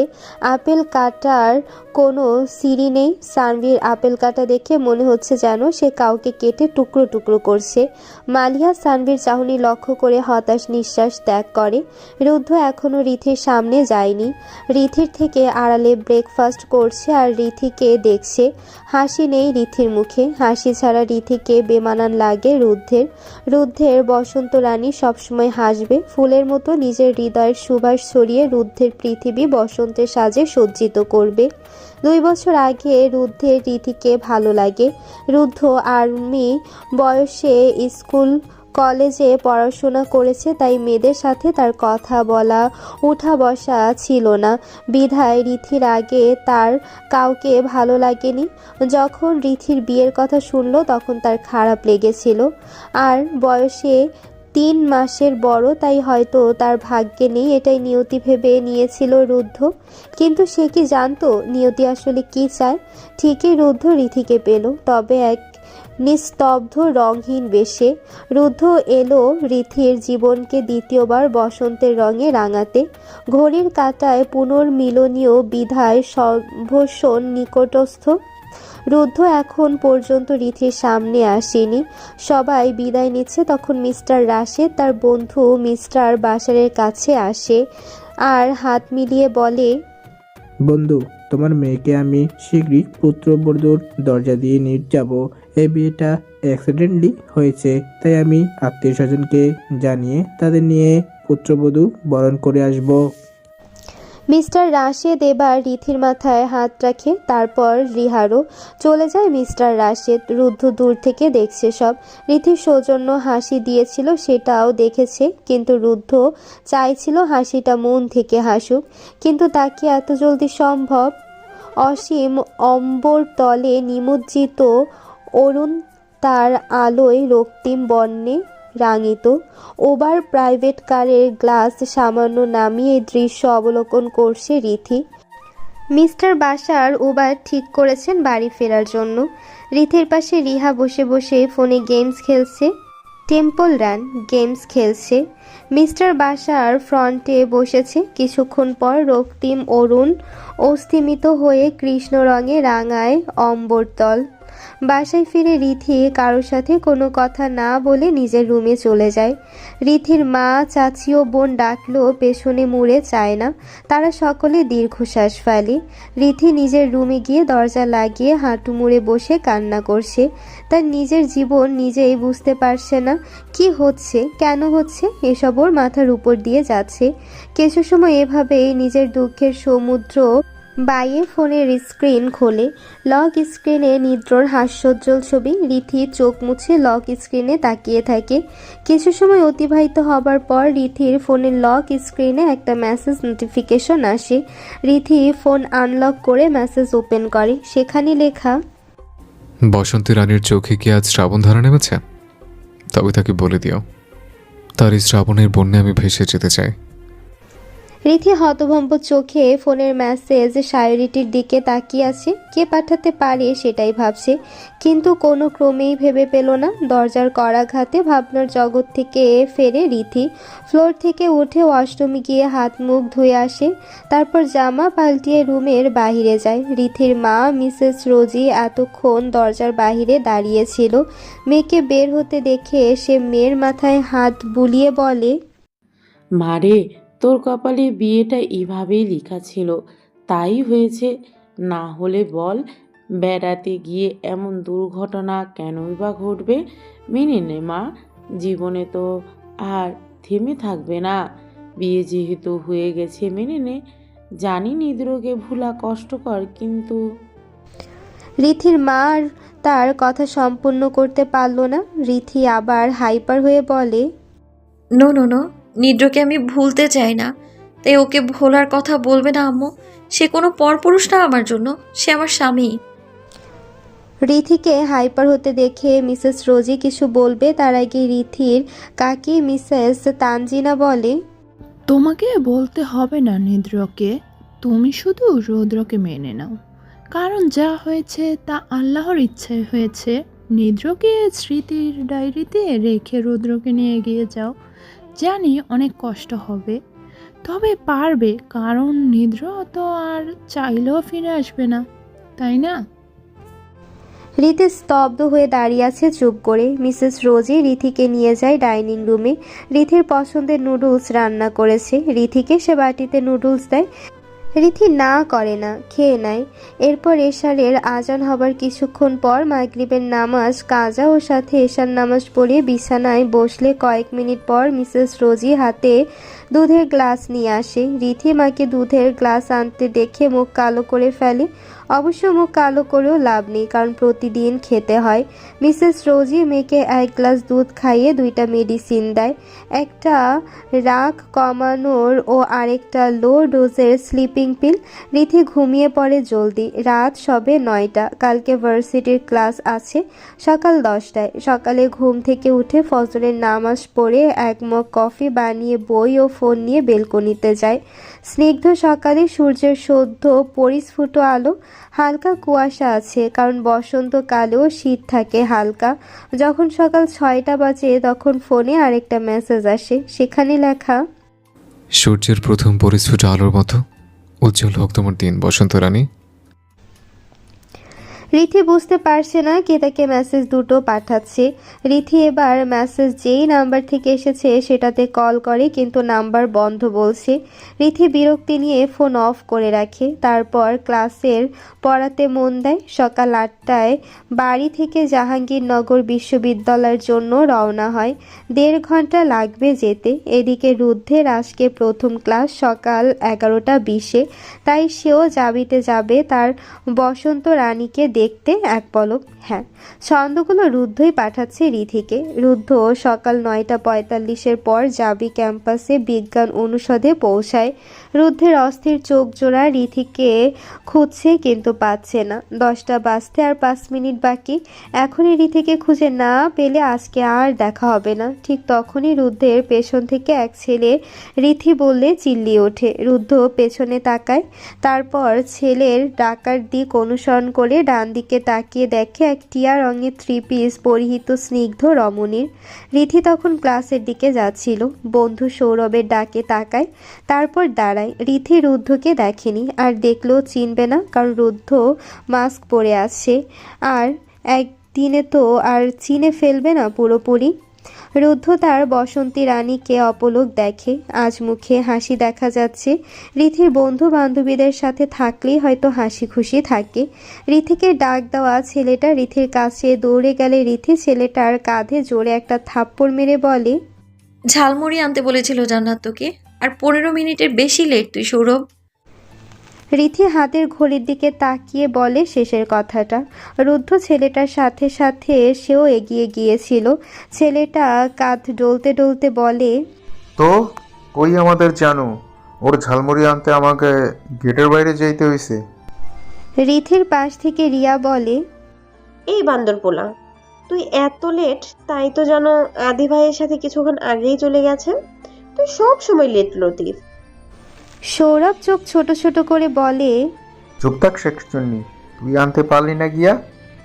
আমারে তোমরা মাগলা মামলা কামলা পাইছো, তাই তো কিছু আনতে এই সৌরভের মনে পড়ে। এখন ধর এই ঝালমুড়ি খা, বেশি করে খা।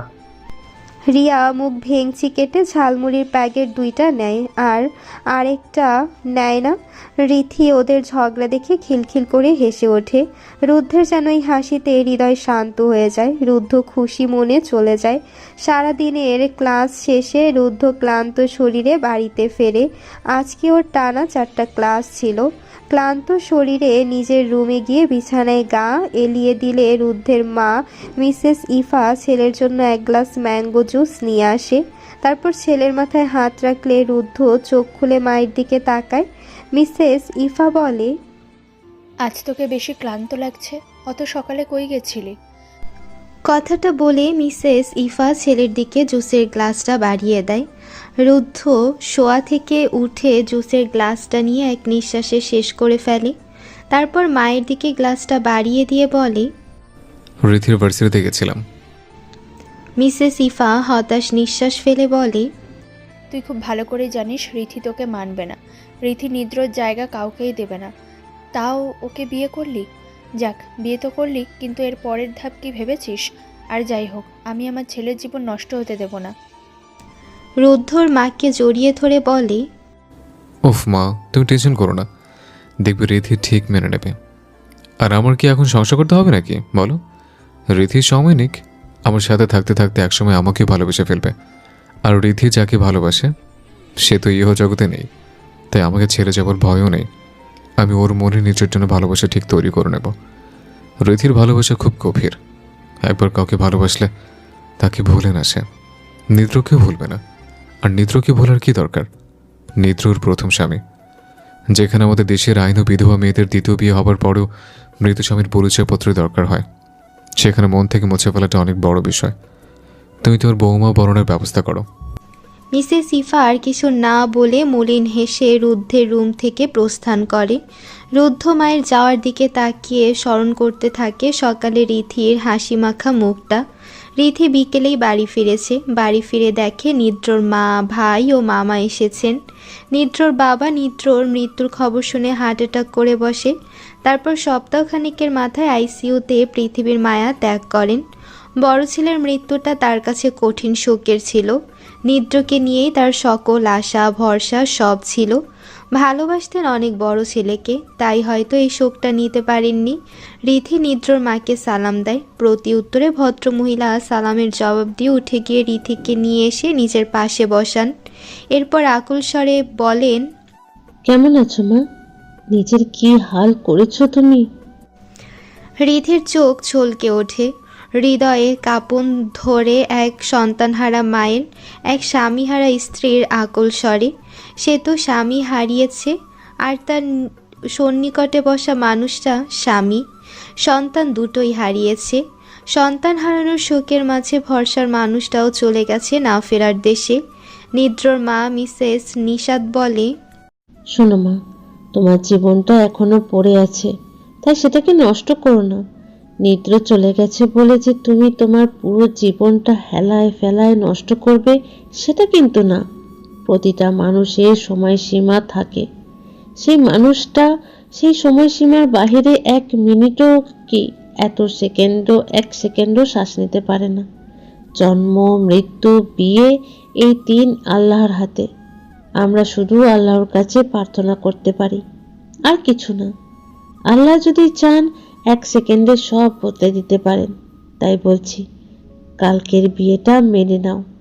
আমি তোমার শাশুড়ি হয়ে না, এক মা হয়ে বলছি। সন্তান হারানোর কষ্ট আমি বুঝি, তাই আমি চাই না তোমার মা সেই একই কষ্ট এখনই পাক। বাবা মায়ের আগে সন্তানের মৃত্যু হলে কেমন কষ্ট হয় সেটা বর্ণনাতীত। এই বলে মিসেস নিশাত চোখ মোছেন। রিথি আর সেখানে থাকে না, চলে যায় সেখান থেকে।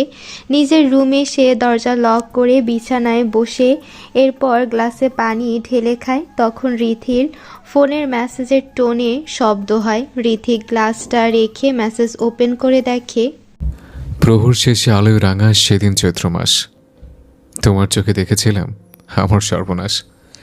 এই বসন্ত রানী, তোমার এই প্রগাঢ় আখি যুগল আমার হৃদয় দহনের কারণ। এই দহন ক্রিয়া তুমি না কেউ থামাতে পারবে না। চুলের সমর রাজ্যে তোমার জন্য বসন্ত রানী সাজাবো এক ফুলের সমারোহ। রিথির কেমন যেন খটকা লাগছে। এবার সে ফিরতে মেসেজ করে, আপনি কে আমি চিনি না, তবে আশা করব আমায় এভাবে বিরক্ত করবেন না আপনি। জোর করে কিছু হয় না। ভালো থাকবেন, ধন্যবাদ। রুদ্ধ মেসেজ দিয়ে কিছুক্ষণ অপেক্ষা করছিল। তখন ফিরতি মেসেজ দেখে ওর মন খারাপ হয় কিছুটা। ভালোবাসলে বুঝি তার অনবরত ফিরিয়ে দেওয়া হৃদয়ক্ষরণ হয়? হয়তো। তার চোখে নিজের অনুভূতিগুলোর নাম না দেখলে হৃদয় ক্ষতবিক্ষত হয়। রুদ্ধরও এমনটা হচ্ছে। তবে সে ভালোবাসা তো কমাতে পারবে না। কিছুদিন থাকুক রিথি তার নিজের মতো, তারপর সে আবার ভালোবাসার অনুরক্তি নিয়ে হাজির হবে। কয়েকদিন কেটে যায়, প্রায় সপ্তাহখানেক হলো রুদ্ধ রিথিকে কোনো মেসেজ দেয়নি। এপ্রিল মাস এসেছে। কিছুদিন পর বাংলা নববর্ষ। বাংলা নববর্ষের একদিন আগে রুদ্ধের জন্মদিন। রুদ্ধ ভাবছে মেসেজ করবে কিনা। কিছুক্ষণ ভাবার পর মনে হলো, বউ আমার, আমি সামনে মেসেজ করতে ভয় পাচ্ছি, সেই মনে রুদ্ধ। রুদ্ধ মেসেজ করে। রিথি কয়দিনে মেসেজের কথা প্রায় ভুলে বসেছে। তৎক্ষণাৎ ক্লাসের মাঝে হুট করে আসা মেসেজ টোনের শব্দে মেসেজ ওপেন করে দেখে, এই বসন্ত রানী, ভুলে গেলে আমায়? কিন্তু আমি কেন পারছি না বলতে পারো? তোমার বসন্ত আমি হয়তো নেই, তবে আমার বসন্ত তোমার নামে বসন্ত রানী। তোমার হৃদয় রাঙা আছে আমার বসন্তে। না রাঙালে তুমি, আমিও ডাকবো না তোমায়। রিথির কেন জানি মুখে হাসি এলো। মেসেজটা দেখে মনে হচ্ছে কেউ গভীর অভিমানে মুখ ফুলিয়ে আছে। রিথি আর কিছু না করে ক্লাসে মন দেয়। রুদ্ধ অপেক্ষা করছে নিজের জন্মদিনের। সেদিন আবার বসন্ত ঋতুর শেষ দিন। তাই সেদিন সে রিথির বাসায় যাবে আর রিথিকে নিয়ে ধানমন্ডির রবীন্দ্র সরোবরে যাবে। সেখানে সে ঋতুরাজের শেষ সাজে তার বসন্ত রানীকে সাজাবে।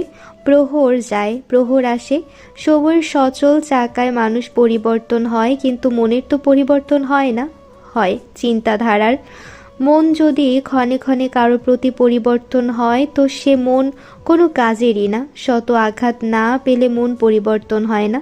অভিমান হয়, অভিযোগ জমে, তবে এগুলোর পাল্লা ভারী হলে মন তখন পরিবর্তন হতেও পারে। রুদ্ধ রিথির জীবনটা এখন সময়ের দোলাচল দেখার অপেক্ষা। কয়েকদিন ধরে সানভি চেষ্টা করছে রুদ্ধের সাথে আলাদা কথা বলতে, কিন্তু রুদ্ধ পাত্তা দিচ্ছে না। রুদ্ধের কেন জানি সানভির এসব ন্যাকামো প্রচণ্ড পরিমাণ বিরক্ত লাগে। তাই সে সব সময়ের মতো এড়িয়ে চলে ওকে। কিন্তু সানভি নাছোড়বান্দা, ওর পেছন ছাড়েই না। ইদানিং সানভি ভার্সিটির সবাইকে বলে বেড়াচ্ছে, রুদ্ধ, এক বিধবা ও বয়সে বড় মহিলাকে বিয়ে করে দয়া দেখাচ্ছ। আর কিছুদিন পর সেই দয়া আর থাকবে না। তখন ঠিক এই সানভির কাছেই ফিরতে হবে। রুদ্ধের ধৈর্যের বাঁধ ভেঙে যাচ্ছে। সে সকলের সামনে সানভিকে টেনে এনে চিৎকার করে বলে, লিসেন সানভি, কাউকে ভালোবাসাকে দয়া বলবে না। ভালোবাসাতে দয়া থাকে না। আমার ওয়াইফ যেমনই হোক, ওকে আমি ভালোবাসি। সে তো কোনো অন্যায় করেনি। ওর প্রথম স্বামী মারা গেলে ওর কী করা থাকতে পারে? ও তো কোনো পরপুরুষের কাছে যায়নি। ওর নামে বাজে কিছু রটাবে না। And at last look yourself. হিংসাতে এতটা জর্জরিত যে কাউকে তোমার সহ্য হচ্ছে না। নিজেকে আরও জঘন্য নিচে নামতে তোমার বাঁচছে না। সম্পর্কের মাঝে তৃতীয় ব্যক্তি হবার জন্য মরিয়া হয়ে উঠেছ। এসব মানুষকে আমি ঘৃণা করি। বৃদ্ধি তো আমার সাথে মিসবিহেভ করছে না বা আমাকে ধোকা দিচ্ছে না, তো তোমার কেন এত সমস্যা? Please stop your nonsense. অপমানে জর্জরিত সানভি মাথা নিচু করে শুধু রাগে ফুলছে। নিজের হাতে নিজেই খামচি মারছে। এরপর সেখান থেকে হনহন করে চলে যায়। সারিকাও সানভির পিছু নেয়। মালিহা রুদ্ধের কাছে সরি বলে চলে যায়। রুদ্ধ নিজের জন্মদিনের দিন ভোর সকালে রিথিকে মেসেজ করে সোজা রিথিদের বাড়িতে চলে যায়। সকাল সকাল চলে যায় যাতে রিথি ভার্সিটিতে যাওয়ার আগে পৌঁছাতে পারে। রিথি নামাজ পড়ে আবার একটু ঘুমিয়ে নিয়েছিল। সকাল 7টায় ঘুম থেকে উঠে অভ্যাসবশত ফোন হাতে নিয়ে সময় দেখার সময় মেসেজ নোটিফিকেশন দেখে সেটা ওপেন করে। তাতে লেখা, এই বসন্ত রানী, আজ তো বসন্তের শেষ দিন ও আমার 21তম জন্ম বসন্ত। আজও কি একদিনের জন্য বসন্ত বরণ করবে না? কবি সুফিয়া কামালের কবিতা আছে জানো, কোহেলি উত্তেরি তলে মাঘের সন্ন্যাসী, গিয়াছে চলিয়া ধীরে পুষ্পশূন্য দিগন্তের পথে, রিক্ত হস্তে তাহারই মনে পড়েই ভুলিতে পারি না কোনো মতে। শীতের রিক্ততা তোমাকে এতটাই গ্রাস করেছে যে বসন্তকে তুমি বরণ করছো না। ঋতুরাজকে আজ বিদায় জানাতে তাকে বিদায় সম্ভাষণ তো দিতে পারো, তবে তোমার ঋতুরাজ কিন্তু বিদায় নেবে না, সে তুমি যাই করো। রিথি স্তব্ধ বিমূঢ় হয়ে বসে রইল। রিথির মনে হচ্ছে এটা রুদ্ধ, কারণ বারংবার কেউ এভাবে কেন বলবে? তাছাড়া রুদ্ধ বলেছিল ওর জন্মদিন এপ্রিলে, তাহলে রুদ্ধ কি তাকে ভালোবাসে? কিন্তু সে তো বাসে না। রুদ্ধ কেন নিজে যেচে এক বিধবা মেয়েকেই ভালোবাসতে গেল? রিথির সব কিছু তালগোল পাকিয়ে যাচ্ছে। সে ফ্রেশ হতে গেল, অতঃপর ডাইনিংয়ে গেল নাস্তা করতে। রিথি সবেমাত্র মুখে এক নলা ভাত নিয়েছে, কিন্তু কলিং বেলের শব্দ হয়। রিথির কাশকি মিসেস তানজিনা দরজা খোলে। ওনার রুদ্ধকে চিনতে অসুবিধা হয় না, কারণ ভাসুরের কাছ থেকে রুদ্ধের ছবি দেখেছে। মেয়ে জামাই বলে কথা, কি করবে ভেবে পাচ্ছে না মিসেস তানজিনা। তিনি রুদ্ধকে ড্রয়িং রুমে বসিয়ে জলদি করে রিথির মা মিসেস রোজিকে ডাকতে যান। রুদ্ধ ড্রয়িং রুমে একা বসে আছে। মিনিট 5 হলো। ডাইনিং রুমে রিথি খবরটা পাওয়া মাত্র সে তার ভাত মুখে নিতে পারছে না। রুদ্ধ ড্রয়িং রুমের দেয়ালে চোখ ফিরাচ্ছে বারবার। দেয়ালে প্রজাপতি ও ওয়ালমেট দিয়ে সাজানো। পুরো রুমে 2টা সিঙ্গেল সোফা, একটা ট্রিপল সোফা, টি টেবিল, ডেস্কের মতো কাঠের তৈরি বেঞ্চিতে অ্যাকোরিয়াম রাখা ও একটা দেয়াল শোকেস। বেশ গোছানো। রুদ্ধের চোখ যায় ড্রয়িং রুমের দরজার পর্দার দিকে। সেখানে একটা বছর 3 বাচ্চা পর্দার আড়ালে লুকিয়ে আছে। রুদ্ধ সোফা থেকে উঠে বাচ্চাটার কাছে যায়, তারপর হাঁটু ভেঙে বসে বাচ্চাটার গাল ধরে বলে, তোমার নাম কি বাবু? বাচ্চাটা চোখ বড় বড় করে তাকিয়ে আছে। মেয়ে বাচ্চা হলে হয়তো ভয়ে চলে যেত, তবে বাচ্চাটা ছেলে, তাই সে অচেনা আগন্তুককে যাচাই করছে। রুদ্ধ আবারও বলে, তোমার নাম বলবে না? আচ্ছা, আগে আমি আমার নাম বলছি।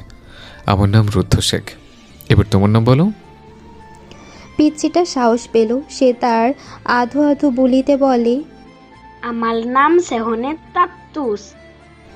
বাচ্চাটার নাম শুনে রুদ্ধ ভাবাচাকা খেয়ে যায়। তখন মিসেস রোজি কিছু নাস্তা, যেমন 2 ধরনের ফল, ভাপা পিঠা আর কফি বানিয়ে আনে। মিসেস রোজি সহাস্যে বলে, তুমি কিছু মনে করো না বাবা, ও এখনো ঠিক করে উচ্চারণ করতে পারে না।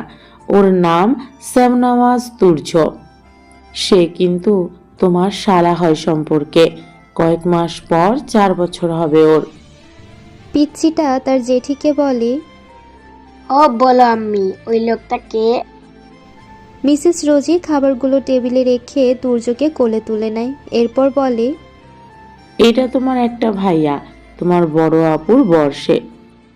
তুর্য তার জেঠির দিকে কিছুক্ষণ তাকিয়ে বলে, বলা আপিল তো একটা বল আতে নিত ভাইয়া। মিসেস রোজি কিভাবে বাচ্চাটাকে বুঝাবে ভেবে পেল না, আর রুদ্ধ চুপ করে আছে। মিসেস রোজি রুদ্ধকে খেতে বলে তুর্যকে কোলে করে নিয়ে চলে যায়। মিস্টার বাসার একটু মর্নিং ওয়ার্কে গিয়েছিলেন। সে বাড়ি ঢোকার পর রুদ্ধ আসার খবরে ফ্রেশ হয়ে ড্রয়িং রুমে গিয়ে বসে। রুদ্ধ তার শ্বশুরের সাথে কুশল বিনিময় করে। মিস্টার বাসার রুদ্ধের দিনকাল কেমন যাচ্ছে তা জিজ্ঞেস করে। তারপর রুদ্ধ বলে যে সে রিথিকে নিয়ে একটু ঘুরতে যেতে চায়। মিস্টার বাসার আপত্তি করে না। মেয়ে জামাই মেয়েকে নিয়ে একটু বেরোবে তো সমস্যা তো নেই। মিস্টার বাসার রুদ্ধকে জন্মদিনের শুভেচ্ছা জানিয়ে ভেতরের ঘরে চলে যায়। রুদ্ধের সাথে রিথির বোনেরা কাকা ও কাকে শুভেচ্ছা বিনিময় করে। মিস্টার বাসার রিথিকে বুঝায় রুদ্ধের সাথে যাবার জন্য। রিথি না পারতে রাজি হয়। রুদ্ধ এরপর সকলের সম্মতি নিয়ে রিথিকে নিয়ে বেরোয়। রুদ্ধ নিজের গাড়ি এনেছে, তাই ড্রাইভিং সে নিজেই করবে। রিথিকে ফ্রন্ট সিটে বসিয়ে নিজে ড্রাইভিং সিটে বসে। রিথি একটা হলুদ ও লাল মিশেলে 3 পিস পরেছে, পুরোই রাধাচূড়া ফুলের মতো সাজ। বসন্তের কৃষ্ণচূড়া ও রাধাচূড়া ফুলের সমারোহে গাছ ও রাস্তায় বিছানো থাকে। রিথি জানালা দিয়ে বাইরের দৃশ্য দেখছে, আর রুদ্ধ মাঝে মাঝে আর চোখে রিথিকে দেখছে। রিথি হলুদ লাল 3 পিসের সাথে হলুদ হিজাব পরেছে। মুখে ক্রিম, পাউডার, কাজল ও লিপস্টিক ছাড়া আর কোনো সাজ নেই। হাতে ঘড়ি পরেছে শুধু। আর রুদ্ধ একটা সাদার মধ্যে লাল সুতার কাজ করা পাঞ্জাবি পরেছে। চুলগুলো কপালে এসে পড়ে আছে রুদ্ধের। ধানমন্ডির রবীন্দ্র সরোবরে এসে থামে ওরা। তারপর গাড়ি পার করে লেকের পাশের এক নিরিবিলি বেঞ্চে গিয়ে বসে। রিথি এক দৃষ্টিতে লেকের পানির দিকে তাকিয়ে আছে। রুদ্ধ এই নীরবতা ভেঙে বলে, আজ আমার জন্মদিন, উইশ করবে না? রিথি তাকায় রুদ্ধের দিকে, তারপর স্মিত হাসি দিয়ে বলে, শুভ জন্মদিন। রুদ্ধ রম্য স্বরে বলে, শুধু এতটুকুই, এটাও বলো যে যেন আমার মনোবাসনা পূরণ হয়। রিথি ভাবলেশীনভাবে বলে, তোমার মনোবাসনা যদি যুক্তিসহ হয় তো হবে, তবে অহেতুক কিছু পূরণ হয় না। রুদ্ধ সম্মোহিত গলায় বলে, আমার মনোবাসনা তো তুমি, বসন্ত রানী। চমকে তাকায় রিথি। সে ধারণা করতে পেরেছিল হয়তো ওই মেসেজগুলো রুদ্ধ করে, আর এখন তো শিওর হয়ে গেল। রিথি চমকানো স্বরে বলে, তুমি আমাকে মেসেজ করতে, কিন্তু কেন? রুদ্ধ রিথির কানের মুখ এগিয়ে ফিস ফিস করে বলে, আমার বউ, মেসেজও করতে পারবো না? বউয়ের সাথে তো সব করা যায়, তাই না বসন্ত রানী? রিথির শরীর মৃদু কেঁপে ওঠে। এই ছেলের কথাবার্তা জানি কেমন। রিথিকে আচানক কেঁপে উঠতে দেখে রুদ্ধ বলে, আমি যাওয়ার আগে এত কাঁপাকাঁপি, তাহলে যখন আমি তোমাকে... রুদ্ধ আর বাক্যটাকে সম্পূর্ণ করে না। রিথি কাঁপা কাঁপা স্বরে বলে, দেখো, আমি তোমার বয়সে বড়, তাই কথা বুঝে বলবে। রুদ্ধ হাই তুলে বলে, হুম, তুমি আজকে আমাকে তুমি সম্বোধনে বলেছ, কিন্তু তোমার মুখে আপনি সম্বোধনটাই বেশি সুন্দর, কারণ আমার তোমাকে আপনি বলা উচিত। তবে সেটা তুমি আমায় বলবে, আর আমি তোমাকে তুমি করে বলবো। আর তোমাকে দেখে মনে হয় না তুমি অত বড় হও বা ছোট হও, তুমি আমার বউ। তাই আমি তোমাকে যে নামে খুশি বলবো, আমার বউ তুমি। রিথি বাকরুদ্ধ হয়ে তাকিয়ে আছে। আসলে এই ছেলের নামের মতোই কাউকে বাকরুদ্ধ করার মতো ক্ষমতা আছে। রিথি আর কিছু বলে না। এরপর ওরা দুজন আশেপাশের ফাস্টফুড খেয়ে ঘোরাফেরা করে। দুপুরে লাঞ্চ করে রুদ্ধের নিজের বাসায়। রুদ্ধ তার মায়ের সাথে রিথির সখ্যতা করানোর জন্যই নিয়ে যায়। বিকেলে রুদ্ধ রিথিকে বাড়ি পৌঁছে দিতে গেলে সেখানেই রাতে সবার জোড়াজুড়িতে থেকে যায়। রিথি বলেছিল চলে যেতে, তবে সেটা রুদ্ধের কান পর্যন্ত যায়নি, শুধু মিসেস রোজি শুনেছিল। মিসেস রোজি মেয়েকে চুপ করিয়ে দেয় তৎক্ষণাৎ। রুদ্ধ তো ভাবতেই ভালো লাগছে যে বিয়ের পর প্রথম পহেলা বৈশাখ বউয়ের মুখ দেখে শুরু হবে। রিথি রুমের এক কোণা থেকে ও কোণা পায়চারি করছে আর হাত কচলাচ্ছে। রুদ্ধকে আজকে রাতে রেখে দিয়েছে মানা গেল, কিন্তু ওর সাথে কেন থাকতে হবে? রিথি এগুলো ভাবছে আর অস্থির হচ্ছে। রিথি ওর মাকে বলেছিল যে সে আজ না হয় তার বোনদের সাথে ঘুমালো আর রুদ্ধ তার রুমে, কিন্তু রিথির মা জননী মেয়েকে এক প্রকার শাসিয়ে গেছে যেন এরকম কথার উচ্চারণ না করে। জামাই প্রথমবার শ্বশুরবাড়ি থাকবে, তাও রুমে একা থাকবে, এটা কখনো হয়নি। তাই রিথিকে রুদ্ধের সাথেই থাকতে হবে। রিথি টেনশনে এখন বেলকনিতে চলে গেছে, সেখানেও পায়চারি করছে। কিয়ৎক্ষণ পর রুমে কারো পদাচারণার শব্দে রিথি রুমে যায় আর দেখে রুদ্ধ বিছানায় আয়েশ করে বসেছে। দেখে মনে হচ্ছে শোয়ার প্রস্তুতি নিচ্ছে। রিথি চোখ দুটো ছোট ছোট করে রুদ্ধের কাছে গিয়ে বলে, তোমাকে এখানে থাকতে বলেছে কে? রাত তো আর অত বেশিও হয়নি যে তখন তুমি তোমার বাড়ি ফিরতে পারতো না। রুদ্ধের কথাটা কিছুটা গায়ে লাগে, তারপরেও সে রম্য স্বরে বলে, বাড়িতে তো বউ নেই, তাই ভাবলাম বউর কাছে থাকার অফারটা মিস করা যাবে না।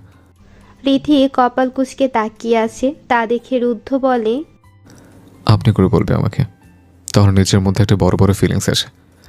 বউয়ের মুখে আপনি ডাক, আহা।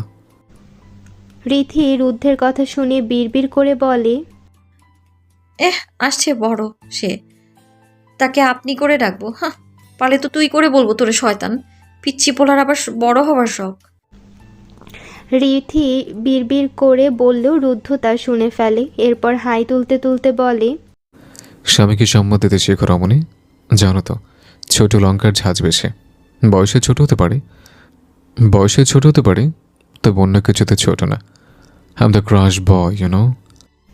রিথি আর কিছু না বলে বেলকনিতে যেয়ে বসে। রুদ্ধ যায় সেখানে। তারপর তারা খচিত আকাশের দিকে তাকিয়ে বলে, আমি তোমার সাথে যতটা সহজ ও নরম ব্যবহার করছি, আমি কিন্তু ততটা সহজ সরল না। তোমাকে ভালোবাসি বলেই তোমার অবহেলা মেনে নিচ্ছে। আর তাছাড়াও তোমাকে সময় দেওয়া প্রয়োজন, তাই সময় দিচ্ছে। বাস্তবতাকে মানতে শেখো।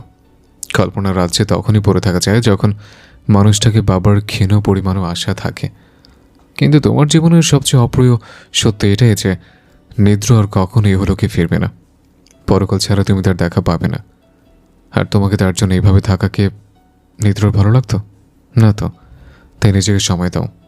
আমি তোমাকে জোর করব না আমাকে মানতে। তোমাকে ভালোবাসি বলেই তোমাকে আগলে নিয়েছি, এর থেকে অন্য কিছু ভেবো না। রিথি শুনল। এরপর ভাবলেশীনভাবে বলে, আমাকে কেন ভালোবাসেন? একদিনের পরিচয়ে ভালোবাসা আর বিয়ে? আর এটা জানা সত্ত্বেও যে আমি বিধবা? কত সুন্দরী মেয়েরা আপনার জন্য পাগল। আমাকে বিয়ে না করলেও পারতেন। রুদ্ধ হাসল। এরপর বলে, তোমাকে কেন ভালোবাসি তা জানি না, তবে তোমাকে 2 বছর ধরে ভালোবাসি। তোমার বিয়ের খবর শুনে কষ্ট পেয়েছিলাম, তবে নিজেকে সামলে নিয়েছিলাম। এটাই ভেবেছে নিষিদ্ধ তুমি আমার জন্য। কিন্তু যখন নিদ্রর মৃত্যুর কথা শুনলাম তখন আমি থমকে গিয়েছিলাম, কারণ নিজের ভালোবাসার ভালো থাকার উৎস যে সেই ছিল। তারপর তোমার ভেঙে পড়ার কাজগুলো শুনে আমি ডিসিশন নিয়েছিলাম যে তোমার জীবনের দ্বিতীয় বসন্ত হব আমি। প্রথম বসন্ত চলে যাবার সময় তোমার সব রং সাথে করে নিয়ে আছে, আর আমি দ্বিতীয় বসন্ত হয়ে সব রঙের ডালা নিয়ে তোমার দুয়ারে হাজির হব। এবার তোমার সেটা সাদর গ্রহণ করার অপেক্ষা। আমি জানি আমার ভালোবাসার বিনিময়ে হয়তো ভালোবাসা পাবো না, তা চেষ্টা করতে ক্ষতি কি? তোমার মনে নিদ্রর জায়গা আমি চাই না। সত্যি বলতে কেউ কখনো কারো মনে কারো জায়গা নিতে পারে না, যদি সে জায়গাটা অম্লিন হয়। আমি চাই নিদ্রর পাশাপাশি তুমি আমাকে তোমার মনে কিছুটা জায়গা দাও। বিশ্বাস রাখতে পারো, আল্লাহ না ছিল মৃত্যু ব্যতীত তোমার হাত ছাড়বো না। রিথি মুগ্ধ দৃষ্টিতে রুদ্ধের দিকে তাকিয়ে আছে। রিথির মন বলছে ছেলেটার বয়স কম হলেও কথাগুলো খুব সুন্দর, কারো মনকে নরম করতে পারে। কিছুটা নিদ্রর মতো কথা বলে। নিদ্র সবসময় তাকে স্পেস দিয়েছে। নিদ্র মানুষকে বোঝার ক্ষমতা দারুণ ছিল, শান্ত স্বভাবের ছিল, কিন্তু রুদ্ধ শান্ত স্বভাবের না। রুদ্ধ এবার তাড়া দিয়ে বলে, আমি ঘুমাবো, তুমি কি করবে দেখো। ভোর সকাল থেকে বিছানায় গায়ে হেলানোর সুযোগ পাইনি। রিথি উঠে গিয়ে বিছানা করে। বিছানার মাঝে একটা বড় কোলবালিশ দেয়। রিথি তাও ইতস্ত করছে। তা দেখে রুদ্ধ বলে, বাহ, পার্টিশন, নো টেনশন। আমি তো ক্রস করবো না। বয়সে ছোট হতে পারে, তবে বিচার ক্ষমতা আছে। রুদ্ধ গিয়ে একপাশে শুয়ে পড়ে। রাত এখন 10:30 বাজে। সারাদিন ঘোরাফেরার কারণে শরীর এখন বিশ্রাম চাইছে, তাই দুজনেই ঘুমিয়ে পড়ে। ভোরের উষা রক্তিম আভা নিয়ে পূর্ব আকাশে উদিত হচ্ছে। ভোরের আলোর সূচনা লগ্নে ঘুম ভাঙে রিথির। বাংলা নববর্ষের প্রথম দিন। সকাল সকাল ইলিশ ভাজা, হরেক রকমের ভর্তা বানানোর হিড়িক পড়ে যায়। এরপর গরম ভাতে পানি ঢেলে ইলিশ ভাজা ও ভর্তা দিয়ে পরিবেশন করে সকালের খাবার। রিথি উঠে নামাজ আদায় করে নেয়। এরপর ওর মনে হলো রুদ্ধকে ডাকা উচিত নামাজ পড়ার জন্য। রিথি কিভাবে ডাকবে এটা ভেবেই 1 মিনিটের মতো দেরি করে ফেলল। এরপর আর ভাবাভাবির দিকে না গিয়ে সরাসরি ডাক দেয়, রুদ্ধ, রুদ্ধ, রুদ্ধ উঠুন, নামাজের সময় চলে যাচ্ছে, উঠুন রুদ্ধ। রুদ্ধ একটু নড়াচড়া করে পাশ ফিরে আবার ঘুমাচ্ছে। রিথি এবার কি করবে? তাই রিথি এবার ফোনের একটা লাউড মিউজিক অন করে রুদ্ধের কানের কাছে ধরে। আচানক কানের কাছে উচ্চ শব্দে রুদ্ধ ঘুম থেকে ধরফরিয়ে উঠে বসে। রিথি তা দেখে মুখে হাত দিয়ে হাসতে থাকে। রুদ্ধের মেজাজ তো চটে গেছে। রুদ্ধ ধমক দিয়ে বলে, এই মেয়ে শুধু হাতে পায়ে বড় হয়েছে, কিন্তু মাথায় কি বুদ্ধি হয়নি? ঘুমন্ত কাউকে যে উচ্চ শব্দের কিছু দিয়ে ডাকতে হয় না তা জানো না? মানুষ তখন হার্ট অ্যাটাকও করতে পারে। রীতি চুপসে যায়। ঠিকই তো বলেছে রুদ্ধ, জড়তার কারণে কি করবে বুঝতে পারেনি। রীতি আমতা আমতা করে বলে, আসলে বুঝতে পারিনি অ্যালার্মও তো এভাবে বাজে, আর আপনাকে ডাকার পরেও উঠছিলেন না, তাই। রুদ্ধ নিজেকে শান্ত করে বলে, অ্যালার্ম একদম কানের কাছে বাজে না, সেটা যথেষ্ট দূরত্বে বাজে। আরও কয়েকবার ডাকলেও পারতে। যাই হোক, আমি উঠে গেছি। এখন তোমার তো তাড়া আছে, তাই যাও। যে কাজের জন্য এত তাড়া হলো সেটা করো। রীতির এটা তো বুঝে আসছে যে রুদ্ধ রাগ করেছে, কিন্তু সে কি করবে সেটাই বুঝতে পারছে না। রীতি বিষণ্ণ মনে চলে যায়, আর রুদ্ধ উঠে ফ্রেশ হয়ে অজু করে নামাজটা পড়ে নেয়। তারপর বেলকনিতে গিয়ে বসে। সকালের স্নিগ্ধ আলো মনকে ছুঁয়ে যায়, মনটা ফ্রেশ হয়ে যায়। রীতি বিষণ্ণ মুখ নিয়ে রান্নাঘরে গেলে ওর মা ওকে বলে, কি রে, আবার কোনো ঝামেলা হয়নি তো? তোর মুখ এমন কালো করে রাখছিস কেন? রীতি চুপ করে আছে। সে যা করছে সেগুলো বললেই নববর্ষের দিন বকা খাবে। আর রীতি এটা মানে যে নববর্ষের দিন ভালো গেলে পুরো বছর ভালো যায়। তাই রীতি কথা ঘুরিয়ে বলে, দাও তো, রসুনের ভর্তা বানাবো, সাথে ইলিশ মাছ তো নামিয়ে রেখেছো, সেগুলো কেটে তারপর ভাজি। মিসেস রোজি মেয়েকে বাধা দিয়ে বলে, আগে কফি বানিয়ে রুদ্ধকে দিয়ে আয়, তারপর যা করার করবি। রীতির তো ভয় লাগছে, যদি রুদ্ধ আবারও ধমক দেয়। তাও মায়ের তাড়াতে কফি বানিয়ে নিয়ে যায়। রুদ্ধকে রুমে না পেয়ে বেলকনিতে যায়। তারপর রুদ্ধের সামনে কফির মগ বাড়িয়ে বলে, এ নিন আপনার কফি। আর সরি, আমার ওভাবে ঘুম ভাঙানো উচিত হয়নি, আসলে জড়তা কাজ করছিল, তাই বুঝতে পারিনি আমি। রুদ্ধ কফির মগটা নিয়ে তাতে চুমুক দিয়ে বলে, আমি চিনিযুক্ত কফি খাই না, শুধু ব্ল্যাক কফিতে 1 চামচ চিনি খাই। তাও এটা ভালো হয়েছে, ধন্যবাদ কফির জন্য। রীতি আর দাঁড়ায় না, রান্নাঘরে চলে যায়। ইলিশ, হরেক রকমের ভর্তা ও পানি দেওয়া গরম ভাত দিয়ে সকালে নাস্তা সারল সবাই। রুদ্ধের কাছে রিহা ও রিনি বায়না ধরেছে তারা রমনার বটমূলে যাবে। রীতিকেও রাজি করে ফেলেছে। রীতির মনে পড়ে যায় শেষবার যখন নিদ্রর সাথে রমনাতে গিয়েছিল, সেদিন দুজনেই লাল সাদাতে সেজেছিল। রীতি লাল পাড়ের সাদা সাদা জামদানি শাড়ি ও নিদ্র সাদা পাঞ্জাবিতে লাল সুতোর কাজ করা। নিদ্র মারা গেল প্রায় 8 মাস পেরিয়ে গেল। আগস্টের 24 তারিখ বিয়ে হয়েছিল। রীতিতের সেকেন্ড ইয়ারের শেষের দিকেই বিয়ে হয়েছিল, শুধু পরীক্ষাটা বাকি ছিল। আর মারা গেল সেপ্টেম্বরের 29 তারিখ। রীতি আজও লাল পাড়ের সাদা জামদানি শাড়িটাই পরেছে। রুদ্ধর জন্য মিস্টার বাসার লাল জমিনে সাদা ব্লাউজের কাজ করা পাঞ্জাবি এনেছে। রিনি, রিহা, রীতি ও রুদ্ধ 4 জনই লাল সাদাতে সজ্জিত আজ। রমনাতে গেল, তখন ঘড়ির কাঁটায় বেলা 12টা বেশি বাজে। দুপুরের খাবার টিএসসি থেকে খাবে, ভুনা খিচুড়ি, ইলিশ ভাজা ও গরুর মাংসের কালা ভুনা। রুদ্ধের বরাবর এগুলো প্রিয় খাবার, রীতিরও পছন্দ।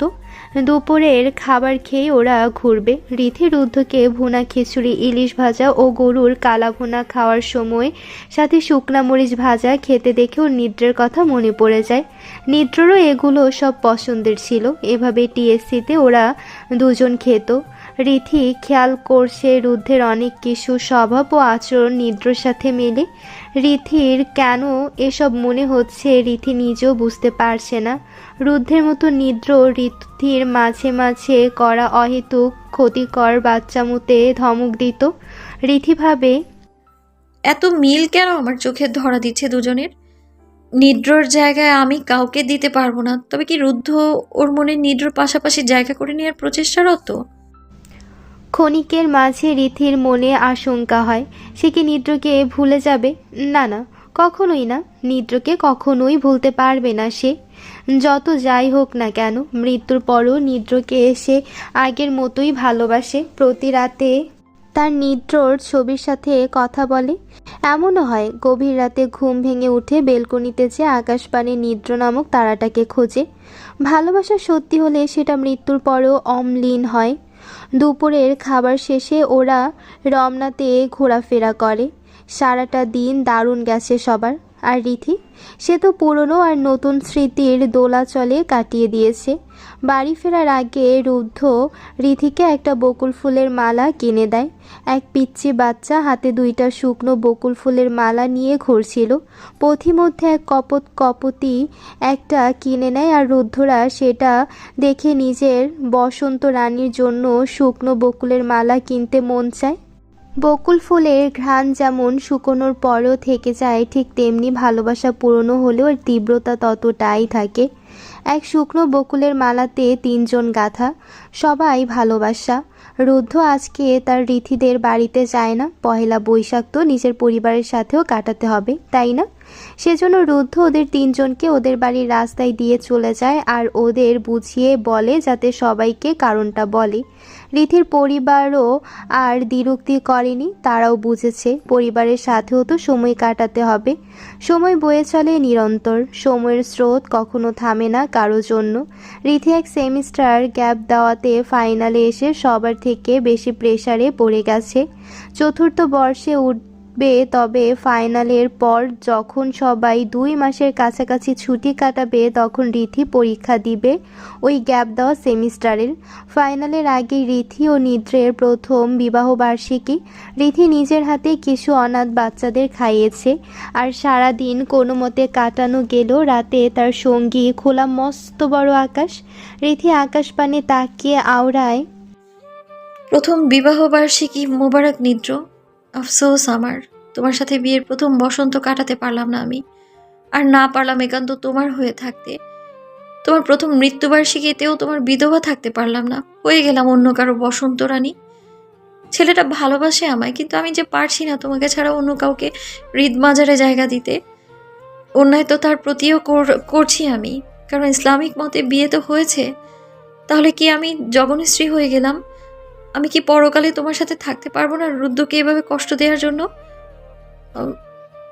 আজ যে এতিমখানাতে গিয়েছিলাম, সেখানে এক বৃদ্ধ মহিলা আমার সব শুনে এগুলোই বলল। আমি চাই না রুদ্রকে ঠকাতে, তাই তো ওকে মেনে নেওয়ার মিথ্যা নাটক করতে পারি না আমি। তবে এটা স্বীকার করবো, রুদ্রের সাথে তোমার আচরণে অনেক মিল আছে। অমিল শুধু এটা যে তুমি শান্ত আর ঠান্ডা স্বভাবের, আর রুদ্র তার বিপরীত। তোমার সাথে মিলের কারণেই হয়তো আমি রুদ্রকে মেনে নিতে শুরু করেছি। এখন আমাদের বন্ধুত্বের সম্পর্ক, এক সময় সময়ের বহমানতায় হয়তো রুদ্রকে তোমার পাশে স্থান দেব আমি। রুদ্র কখনো ভুলতে বলেনি তোমায়, তাই জন্যই ওর সাথে সহজ হতে পেরেছি আমি। নিদ্র, তোমার অ্যাংরি বার্ডকে এখন রুদ্র সামলাতে জানো? আমার কথা চিন্তা করে এখনো রুদ্র ওর বাবাকে আমার আর রুদ্রের বিয়ের অনুষ্ঠানটা করতে দেয়নি। মনে আছে তুমি একবার বলেছিলে যে তুমি না থাকলে তোমার অ্যাংরি বার্ডকে কে সামলাবে? আজ দেখো না, সে এসে গেছে। তবে শত আক্ষেপের মাঝেও ভালোবাসি আমি তোমায়, ভালোবাসি নিদ্র। যথারীতি পরীক্ষা শেষ হয়, এরপর আসে নিদ্রের মৃত্যুবার্ষিকী। রুদ্ধ আসে রিথির সাথে সব জায়গাতে। রিথি আবারও এতিমদেরকে খাওয়াতে যায়, সাথে কিছু পথ শিশুদের। রুদ্ধ প্রতিটি পদক্ষেপে তার বসন্ত রানীর সাথে ছিল। রিথি মনে মনে খুশি হয় রুদ্ধের নিদ্রের জন্য এত করতে দেখে। রিথির মনে হয় আজ এই ছেলেটার জন্য হৃদয় কোণে একটা স্থায়ী জায়গা তৈরি হচ্ছে। রুদ্ধের কেয়ারিংগুলো হৃদয়ে ছুঁয়ে যায়। রুদ্ধের মাঝে নিদ্রের ছায়া যেন দিনকে দিন রীতির চোখে প্রকট করে ধরা দিচ্ছে। রিথি কাল রাতেও স্বপ্ন দেখেছে যে নিদ্র এক সাদা ধোঁয়াটে পরিবেশে এসে রুদ্ধের সাথে রিথির হাত মিলিয়ে দিয়ে ঠোঁটের কোণে এক চিলতে স্নিগ্ধ হাসি ফুটিয়ে আস্তে আস্তে মিলিয়ে গেল ধোঁয়ার মাঝে। রিথি সময় দেবে এবার তার জীবনের দ্বিতীয় বসন্তকে। এত ভালোবাসা পায়ে ঠেললে হয়তো সেটা একসময় অভিশাপের রূপ নেবে। সবার কপালে কি এত সুন্দর দ্বিতীয় বসন্ত থাকে? যার থাকে সে ভাগ্যবান বা ভাগ্যবতী। রিথি কিছুক্ষণ রুদ্ধের দিকে নিষ্পলক তাকিয়েছিল। রুদ্ধ বাচ্চাদের খাবার দেওয়ার সময় রিথির দিকে নজর গেলে 2 জোড়া আঁখি যুগলের শুভ দৃষ্টি ঘটে। রুদ্ধ ভ্রু নাচিয়ে ইশারায় কি হয়েছে জিজ্ঞাসা করে। রিথি তখন মুচকি হেসে মাথা নাড়িয়ে কিছু না বলে নিজেও বাচ্চাদের পাতে খাবার তুলে দিতে থাকে। এক অদৃশ্য মুগ্ধতা ছড়িয়ে চলেছে রুদ্ধ রিথির মনের মাঝে। এক নতুন বসন্তের আবেশ ছড়াচ্ছে, যার নাম দ্বিতীয় বসন্ত। সারাদিন পর রুদ্ধ রিথিকে রিথির বাড়ি পৌঁছে দিয়ে চলে যায় নিজের বাড়ি। আজকে রাত কিছুটা বেশি হবার পরেও রুদ্ধ সবার বলাকে তোয়াক্কা করে থাকে না রিথিদের বাড়িতে। আজকে রিথির জীবনে কি সেটা রুদ্ধ বুঝতে পারছে, তাই স্পেস দিতে চায়। সম্পর্ক আস্তে আস্তে এগোনো ভালো, তাহলে দুটো হৃদয় একে অপরকে ভালোভাবে বুঝতে সক্ষম হয়। রুদ্ধ চলে গেলে রিথি নিজের রুমে এসে নিদ্রর ছবি বের করে সেটার সাথে কথা বলতে থাকে। এই ছবিটার সাথে কথা বলাটা রিথির প্রিয় একটা কাজ। কোন এক শুক্ল প্রহরে হেলে তুমি হৃদয় হরণী, কৃষ্ণ পক্ষের আধারিতে ধরিত্রীতে তুমি আমার বসন্ত রানী। ছন্দটা একা একা আওড়িয়ে রুদ্ধ কৃষ্ণ অন্তরিক্ষে নজর বোলায়। আজও অমাবস্যা, চন্দ্রমা আজ নেই, তাই তারকা খচিত আকাশ একটা কালো চাদরের মতো মনে হচ্ছে।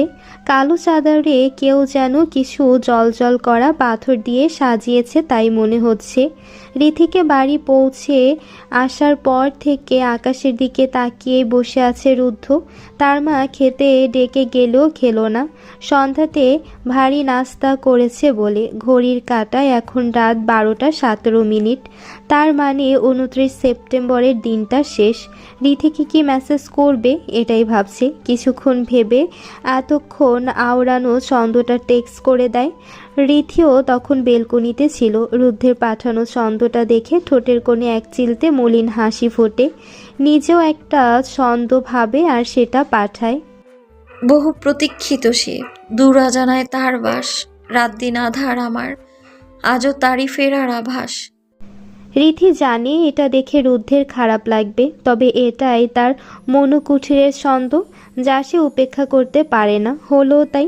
রুদ্ধের হৃদয় খড়িত হলো অদৃশ্য ব্যথায়। রুদ্ধ আর কোনো মেসেজ না করে বসে থাকে। মিনিট 10 পর রুদ্ধের ফোনের মেসেজ টোন বাজে। রুদ্ধ সেটা ওপেন করলে দেখে সেখানে লেখা, সে ফিরবে না জেনেও ভালোবাসি ও বাসবো, তবে যে আমার অপেক্ষায় তাকে ফেরাবো না। তার ভালোবাসার স্নিগ্ধ মায়ায় একসময় আমিও জড়িয়ে যাব। আমার জীবনের দ্বিতীয় বসন্ত হওয়ার জন্য ধন্যবাদ। রুদ্ধের মনে খুশির ঢেউ খেলে যায়। তার বসন্ত রানী তাকে গ্রহণ করেছে, তার ভালোবাসাকে সাদরে গ্রহণ করেছে। রুদ্ধ এতটাই খুশি যে সে রিথিকে কল করে বসে। রিথি কল রিসিভ করে খানিক সময় চুপ রয়। বিপরীতে রুদ্ধ চুপ রয়। তবে রুদ্ধের খুশির প্রতিধ্বনি হিসেবে আনন্দের শ্বাস প্রশ্বাসের ধ্বনি রিথি শুনতে পাচ্ছে। রিথি মুচকি হেসে বলে, পিচি ছেলে তাহলে খুব খুশি, নাচতে নাচতে হাত পা ভাঙবে না তো? দেখো কিন্তু আমি কিন্তু ল্যাংড়া ছেলের সাথে থাকবো না, এটা বলে দিলাম। ফোনের অপর পাশে রুদ্ধের কপালের ভাঁজ গাঢ় হচ্ছে। সে রিথিকে বলে, তোমাকে মানা করেছি না আমাকে পিছিয়ে বলবা না? মাত্র 3 মাসের ছোট তোমার, আমাকে আপনি করে বলবা, বুঝতে পেরেছ? নাহলে পরের বার বললে মুখ বন্ধ করে নিচে টেকনিক জানা আছে। রিথি ডোন্ট কেয়ার ভাব নিয়ে বলে, কিভাবে? রুদ্ধ দুষ্টু হাসে, তারপর ফিসফিসিয়ে বলে, তোমার ঠোঁট দুটোকে নিজের করে নেব। রিথির শির দ্বারা বেশ শীতল স্রোত বয়ে যায়। ছেলেটা এত বেফাস কথা কেন বলে? রিথি মৃদু শব্দে বলে, দেখুন আপনি এই ধরনের কথা বলবেন না, মুখে লাগাম দিন, যত সব বাজে কথা। রুদ্ধ নিঃশব্দে হাসে, তারপর বলে, আমার বউকেই বলছি, অন্য কাউকে তো বলি নাই, তাই আমাকে বাজে বলবা না। এভাবে কিছুক্ষণ কথা বলার পর কল কেটে দেয়। রুদ্ধের মনে ভালোবাসা পাবার খুশি আর রিথির নতুন বসন্ত বরণে ও তার জন্য পুরাতনের পাশেই এক নির্দিষ্ট জায়গা তৈরির প্রচেষ্টা। দেখতে দেখতে আবারও প্রকৃতিতে বসন্ত ঋতু এসে গেছে। চৈত্র মাস, বাংলা বর্ষপঞ্জিতে। আজ রুদ্ধ রিথির প্রথম বিবাহ বার্ষিকীর আগের দিন, আর রিথি ও রুদ্ধের হলুদ সন্ধ্যা। প্রথম বিবাহ বার্ষিকীতে ওদের আনুষ্ঠানিক বিয়ে হবে। এই কয়েক মাসে রিথি রুদ্ধকে মেনে নিয়েছে। রিথির মনে এখন নিদ্র ও রুদ্ধ সমস্থানে অবস্থানরত। রুদ্ধের এত ভালোবাসায় বাধ্য করেছে রিথিকে রুদ্ধের প্রতি ভালোবাসা অনুভব করতে। রুদ্ধ তার বসন্ত রানীকে তার ভালোবাসার বসন্তে ঠিক আগমন করিয়েছে। হলুদ জামদানি শাড়ি ও কাঁচা ফুলের গহনায় সজ্জিত রিথি এখন ওকে স্টেজে নিয়ে যাবে। রিথিকে নিয়ে যেতে রিনি রিথির বান্ধবী রিয়া, জান্নাত ও মালিহা এসেছে। সানভিকে মালিহা এনেছে, তবে সারিকাকে আনেনি। সানভির জন্য সানভির মা কানাডার এক বাঙালি ছেলের সাথে বিয়ে ঠিক করেছে। সানভির উডবির নাম শারাফ রিজওয়ান। শারাফ পেশায় সাইকিয়াট্রিস্ট। শারাফও সানভির সাথে এসেছে এখানে। সানভির ক্রেডিট ট্রান্সফার করে কানাডা যাবে শারাফ। রিথি ওদের সাথে বের হতে নিবে, তখনই রুদ্ধের কল আসে রিথির ফোনে। বাকিরা ফোনের স্ক্রিনে রুদ্ধের নাম দেখে রম্যাত্মক হয়। ওদের রম্যতা দেখে রিথির লজ্জা লেগে যায়। রিথি ওদের থেকে দূরে বেলকনিতে গিয়ে কল রিসিভ করে বলে, এখন কল করছেন কেন? আমি স্টেজে যাব, এখন কথা বলার সময় নেই আমার। রুদ্ধ কাঁদো স্বরে বলে, রাধিয়া ও বাকি কাজিনরা আমাকে রেখে তোমাদের ওখানে চলে গেছে, আমাকে সাথে নেয়নি। তুমি বলো, আমার বউকে আমি হলুদ লাগাবো না? রিথির হাসি পেয়ে যায় রুদ্ধের এমন বাচ্চাদের মতো কাঁদো কাঁদো ভয়েস শুনে। রিথি খানিকটা জোরে হেসে ফেলে। রিথির হাসি শুনে ফোনের অপর পাশে রুদ্ধ ঠোঁট উল্টে ফেলে। রিথি একটু মজা করে বলে, আহা গো, শোনা গো, বড্ড কষ্ট হচ্ছে বলো। রুদ্ধ এবার কপট রাগ দেখিয়ে বলে, খুব হাসি পাচ্ছে তোমার, তাই না? নো চিন্তা বেব, আই এম কামিং। আমি অলরেডি ড্রাইভিং করছি। আমি সহ আমার কিছু বন্ধুরাও আছে। তোমার সামনে হাজির হব আর 15 মিনিট পর। ততক্ষণে তুমি স্টেজে যাবে না? রিথির মন হঠাৎ আটকে ওঠে, হারানোর ভয় ওর মনে। রিথি কঠোর স্বরে চিল্লিয়ে বলে, stop the car right now. রুদ্ধ বেকুব হয়ে যায়, কারণ জিজ্ঞেস করলে রিথি বলে, তোমার বন্ধুদের কাউকে বলো ড্রাইভ করতে, তুমি ড্রাইভ করবে না, এখনই ড্রাইভিং ছাড়ো। রুদ্ধ অবাক হয়ে যায়, ও ড্রাইভ করলে কি সমস্যা? কিন্তু রিথির জোরালো কথায় মানতেই হলো। রুদ্ধের এক বন্ধু ড্রাইভিংয়ে গেল, রিথুও ক্ষান্ত হলো। 15 মিনিট পর রুদ্ধ এলো আর রিথিও স্টেজে গেল। প্রথম হলুদ রিথির গায়ে রিথির বাবা মা দিল। তারপর রুদ্ধ হলুদ দিয়ে আবার নিজের বাড়িতে চলে যায়। হলুদে নিদ্রর পরিবারও এসেছিল, তারাও রিথির জন্য দোয়া করে। খুব সুন্দর করে হলুদের অনুষ্ঠান শেষ হয়, একটু জলদি শেষ করে, কারণ রিথি রাগ জাগবে না বেশি, তাই শেষ করে দ্রুত। এরপর রিথির হাতে ওর কাজিন ও বান্ধবীরা মেহেদি আঁকে, আর রিথি মেহেদির 2 হাতের এক পাতা শুকোনোর পর 2 হাতের আরেক পাতায় দেওয়ার সময় ঘুমিয়ে গেছে। ওরা ঘুমন্ত রিথির হাতেই বাকি ডিজাইন করে। এসে গেছে কাঙ্ক্ষিত মুহূর্ত। রিথি লাল বেনারসিতে ব্রাইডাল লুকে নিজেকে সাজিয়েছে। রুদ্ধ সোনালি শেরওয়ানিতে, দুজনকে চোখ ধাঁধানো সুন্দর লাগছে। কাজী কবুল বলতে বললে রিথি সময় নিয়ে কবুল বলে, আর রুদ্ধের যেন ট্রেন ছুটে যাচ্ছে, তাই কাজী বলতে দেরি, কিন্তু রুদ্ধের কবুল বলতে দেরি নেই। সবাই এটা নিয়ে অনেক হাসে। অপরদিকে কিছুটা দূর থেকে সানভি রিথি ও রুদ্ধের হাসি ভরা মুখ দেখছে। ওর কষ্ট হচ্ছে, চোখ দিয়ে 2 ফোঁটা অশ্রু পড়লে শারাফ তার হাত দিয়ে মুছে দেয়। সানভিও তাকায় শারাফের দিকে। শারাফ নিজে সানভির কাউন্সিলিং করছে। সানভির সত্যটা মানে সানভি যে রিথিকে সুইসাইড করতে বাধ্য করেছিল। পরোক্ষভাবে সেটা রুদ্ধ যখন জানতে পারে, তখন রুদ্ধ পুরো ভরা ক্যাম্পাসে সানভিকে থাপ্পড় মারে ও অপমান করে। সানভি ও সারিকা নিজেদের মধ্যে কথা বলছিল। সারিকাই সানভিকে উস্কাচ্ছিল। তখন রুদ্ধের এক বন্ধু শুনে ফেলে আর রুদ্ধকে বলে, তারপর ভরা ক্যাম্পাসে দুজনকে থাপ্পড়। ওই দিনের পর থেকে সানভি নিজের ঘরে ভাঙচুর করতো আর রিথিকে মেরে ফেলবে এমন সব কথা বলতো। সানভির মা তখন কানাডা থেকে শারাফকে আসতে বলে। এরপর থেকে শারাফ সানভিকে কাউন্সিলিং করছে। কোণে বিদায় সন্ধ্যাতে হয়েছে। কান্না করে রিথি ও রিথির পরিবারের বেহাল দশা। সন্ধ্যার ফ্লাইটে করে রিথি ও রুদ্ধ চট্টগ্রামে চলে যায়। চট্টগ্রামে নিদ্রদের পারিবারিক কবরস্থানে নিদ্রর কবরের সামনে যায় রিথি ও রুদ্ধ। রিথি কোণে সাজে ও রুদ্ধ বর সাজে। রিথি কবরটার দিকে তাকিয়ে থাকে আর চোখ দিয়ে অশ্রুকণারা ঝরতে থাকে। রিথি বলে, দেখো নিদ্র, আজ আমি বউ সেজেছি।